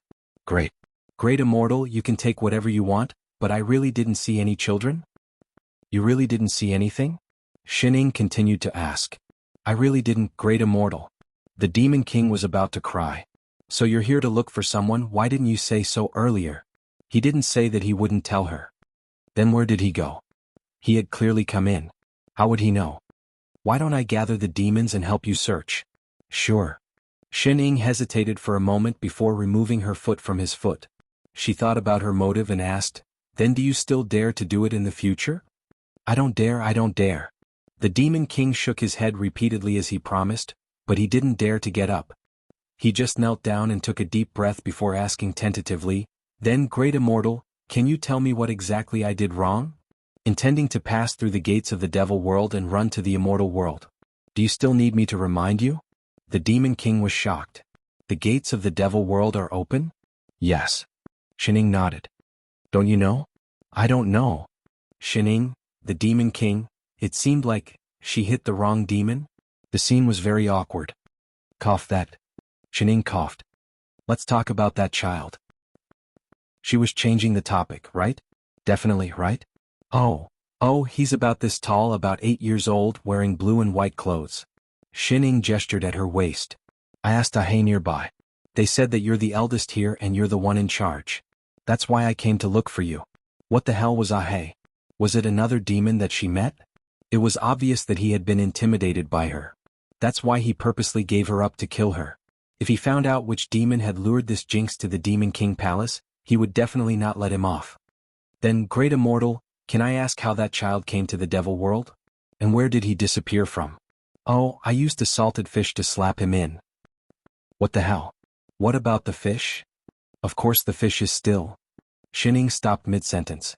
That little brat couldn't have been slapped unconscious and still under the fish, could he? Speaking of which, when she entered the palace, that salted fish did indeed have a bulge under it. Her expression turned awkward. In a flash, she disappeared from the palace. Before the Demon King could heave a sigh of relief, she suddenly ran back. Great. Great Immortal? Why did she come back? I can't find my way back. Bring me there. Could he say no? After Ningzi and woke up, he realized that the demonic chi that was everywhere was drilling into his body like steel needles. A look of ecstasy that did not belong to his age flashed across his face. The devil world? This is the devil world. He subconsciously turned to look. His eyes widened and he laughed even more wildly. Ah, that's great, it's really open. When the demons invade, then. He stopped mid-sentence. His expression suddenly contorted, and his eyes flashed with struggle. A moment later, the demonic marks on his face disappeared, and a completely different expression appeared on his face. His eyes were filled with worry. He looked at the open door and seemed to have made up his mind about something. Suddenly, he conjured a seal with both hands. Chingu, what are you trying to do? Stop. His expression became ferocious again. It was as if there was another person in his body fighting with him for something. The door to the devil world has been destroyed. You can't close it anymore. This happened because of me. His voice lowered again. Naturally, I should be the one to end it. You're crazy. Another voice shouted in panic. I'm you. You won't get anything good from killing me. Don't you want to become stronger? If you become a demon, we will become stronger and surpass the other celestial emperors. You will be the strongest person in the 3 realms. It's my fault. I should have gotten rid of you long ago, the other voice said again. His hands moved even faster. There was a faint light, but then it suddenly dimmed. Do you think that this is still the immortal world and I can only be at your mercy? There's plenty of demonic chi here. I'm not even sure if you're a match for me. I'd rather die than become a demon. Then you can try to expel me? That? Shining could not help but pat the child who had been mumbling to himself for a long time. You're having fun on your own. He was so young but he was already playing 2 roles? Who's there? Ningxian jumped in fright and exclaimed. He could no longer tell who the voice belonged to. He took 2 steps back and looked up at her. His eyes flashed as he recognized her. It's you? You're Shin. Was her name that hard to remember? Straight face.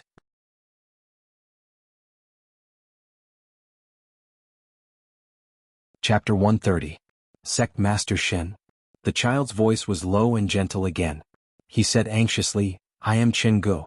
Help me get rid of the demonic seed in my body. He has become one with my mental demons. I can't do it myself. Chingu? Shining paused. Oh, Celestial Emperor Chingu. He was the master of this continent after all. Why was he so unknown? Ha ha ha. He was about to explain when his voice changed again. He laughed maniacally. Do you think this Earth Immortal can do anything to me? Don't forget this is the demon realm. She can't even protect herself. An Earth Immortal can't even deal with an ordinary demon, much less a Demon King. Demon King? You mean him? Shining stepped to the side and pulled the Demon King, who was following behind her like a little quail, out. The 2 voices, Little Black, go and see what's wrong with him. He was still a good kid yesterday. Why did he suddenly become schizophrenic? Yes, Great Immortal. No problem, Great Immortal. The Demon King rolled up his sleeves and moved over. His eyes uncontrollably turned to look at the realm gate. For billions of years, the gate to the demon realm, which had always been tightly shut, was open for the first time. The immortal realm was on the other side. All these years, the demon realm had always wanted to enter but could never do so because of this gate. Occasionally, there were lucky ones who could only use a sliver or 2 of their divine perception to slip through the gap in the gate or use special methods to invade. But now, it was finally open. The Demon King was excited. He turned to look at the woman beside him.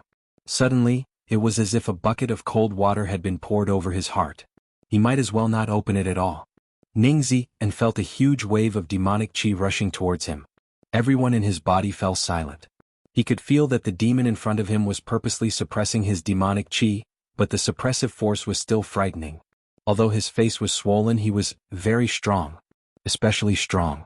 Even Celestial Emperor Chingu at his peak would not be a match for him. This person was really the Demon King. The Demon King glanced at the child on the ground and understood his situation. To prevent the great immortal from thinking that he was being perfunctory, he reached out and placed his divine perception on the child's forehead. He was stunned. It was actually the reincarnation seal. Great immortal. The Demon King chuckled and reported in full detail, "This little friend, his soul body carries a demon seed. At this moment, it has already hatched and grown, fusing with his heart demon. Right now, it's fighting against the benevolence of his main body." Isn't that obvious? Everyone could see that he was schizophrenic. I'm asking where the demonic seed came from. The Demon King trembled in fear, and his voice immediately lowered. I'm not too sure about this. There are many reasons for the birth of a demon seed. Moreover, the demonic seed in this person's soul was born here. There's no way to verify it. You mean he was born like this? Never heard of people born with schizophrenia? No. The Demon King shook his head. It's not innate, it's a past life. What do you mean? Great immortal. The Demon King pointed at him excitedly and said, "His divine consciousness carries the reincarnation seal, which means that he did not reincarnate through the three realms. He was an immortal in his past life. The demonic seed was planted in his soul in his past life, but it only hatched recently." What a mess. It was enough to make a television drama about his past life. "Little friend, I'm going to bring you back now. But you'd better settle this first, otherwise I won't be able to answer to Father Nyo." She glanced at him. "Tell me what's going on. Who's that, what an?" "Sect Master Shen, I am." The child's tone changed midway through his sentence. A glint flashed across his eyes. "I'm the real Ningxian. Chingu is trying to take over my body. Hurry up and chase him out of my body." "Impudent!" the Demon King shouted. He released his demonic chi. "How can you speak to a great immortal like that? You're the impudent one." Shining raised her hand and smacked the back of the Demon King's head. "You think you're good at scaring children?" The Demon King curled up into a ball like a quail after his flattery had failed. "Great immortal is so fierce, so unpredictable, so unreasonable." "Little friend, please continue." "This Chingu is trying to take over my body, so..." "Shut up, I'm not talking about you."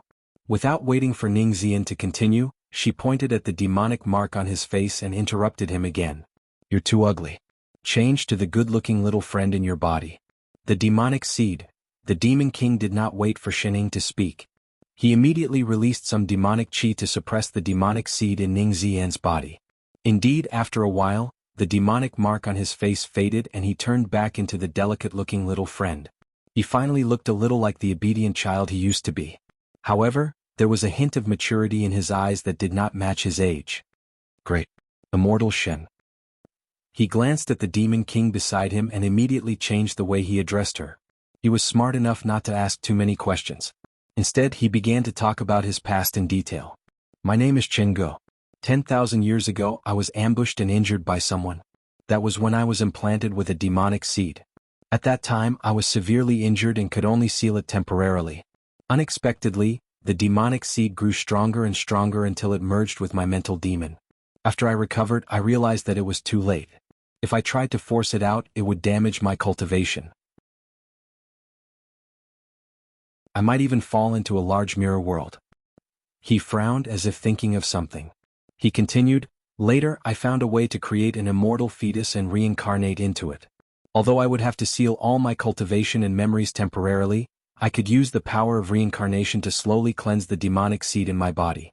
It will only take a few thousand years at most for my cultivation to be completely restored without any worries." "So, you reincarnated into Chu Shuang City?" "Yes." He nodded. "I hesitated for a long time before I sealed the immortal body into Madame Bao's body. However, I did not expect that even though it was just an immortal body that I casually created, the Bao family would use so much immortal qi in their immortal meridians to allow it to be born.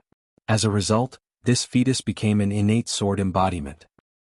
"So the innate sword embodiment was caused by excessive nutrition? Did Chef know about this?" What was even more coincidental was that the innate sword embodiment attracted a demon. Because of the demonic chi, the demonic seed in my body could not be purged. He wanted to make me completely demonic before I recovered my memories. He frowned deeply. "I woke up at the last moment. Now there is no way to completely purge the demonic seed." "Great immortal." Before he could finish speaking, his expression changed. In a shrill voice he shouted, "Sect Master Shen, don't listen to him. I'm Ningxian. He was lying to you. Do you remember? The last time you had dinner you asked me if I wanted some pastries? Believe me, Chingu really wanted to possess you. All right. I believe you? Shining nodded. Actually, the demonic seed paused. Great immortal, Chingu exclaimed. Shining ignored him. She turned to the Demon King and said, Little Black. Yes. The Demon King immediately stood up straight. You can pull one of them out, right? Of course, I'm a professional. The Demon King immediately patted his chest and promised. Great immortal, watch me. All right then, let's drag that ugly one out. The demonic seed. What happened to believing him?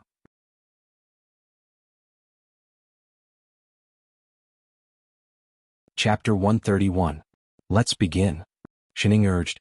She still had to rush home for dinner. The Demon King did not waste any time. He conjured a seal. Ning Zian's expression changed. He turned to run, but after taking a few steps, he squatted down with a pained expression on his face. His entire body curled up into a ball. Black chi surrounded him. Something was floating out of his body. The Demon King stepped forward and reached out to pull something out of Ning Zian's body. After a while he had a black ball with a red dot in his hand.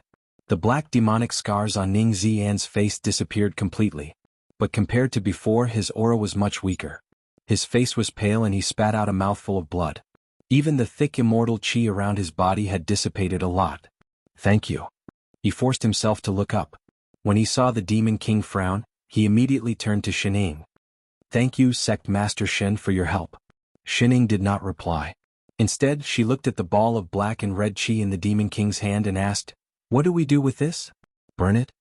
Ning Zian's face paled, but he did not speak. Great immortal.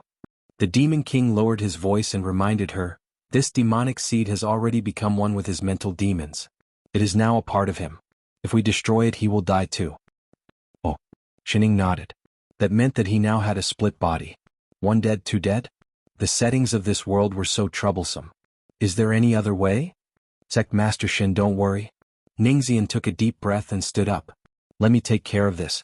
As he said that, he took the mass of black gas, raised his hand and laid down an array formation. He chanted a long incantation, and after a while rays of golden light appeared around his body, and countless talismans quickly flew into the mass of black gas. Reincarnation seal? The Demon King was shocked. He subconsciously opened his mouth and frowned. The next moment he saw that he had taken out a golden lotus and thrown it into the ball of black chi. He paused again. So that's how it is. Hey, explain.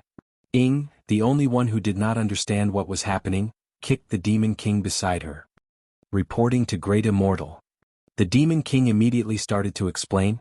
He used the Tranquil Heart Lotus as a catalyst to activate the reincarnation seal. He directly sent the heart demon out of his body to be reincarnated. This way he could borrow the power of reincarnation to purify his inner demons. Secondly, the Tranquil Heart Lotus was a sacred object of the celestial world, and it could eliminate evil thoughts. In other words, after its rebirth, it will no longer have the chance to become a demon. Oh. Zhang Xian didn't understand. But in the next moment, the cloud of black gas and the lotus flower slowly fused into one. After a short while it began to take shape. After a quarter of an hour, the black gas and the lotus flower disappeared, and a sleeping baby appeared on the ground. Wow, high-tech. Xin Ying's eyes widened. Ningzi and picked up the baby from the ground with some difficulty. He looked at her and said, She won't remember anything from the past. After 3 more rounds of reincarnation she will become a real person. Her connection with me will also be severed. When we return to the immortal world I will personally send her to the lower realm.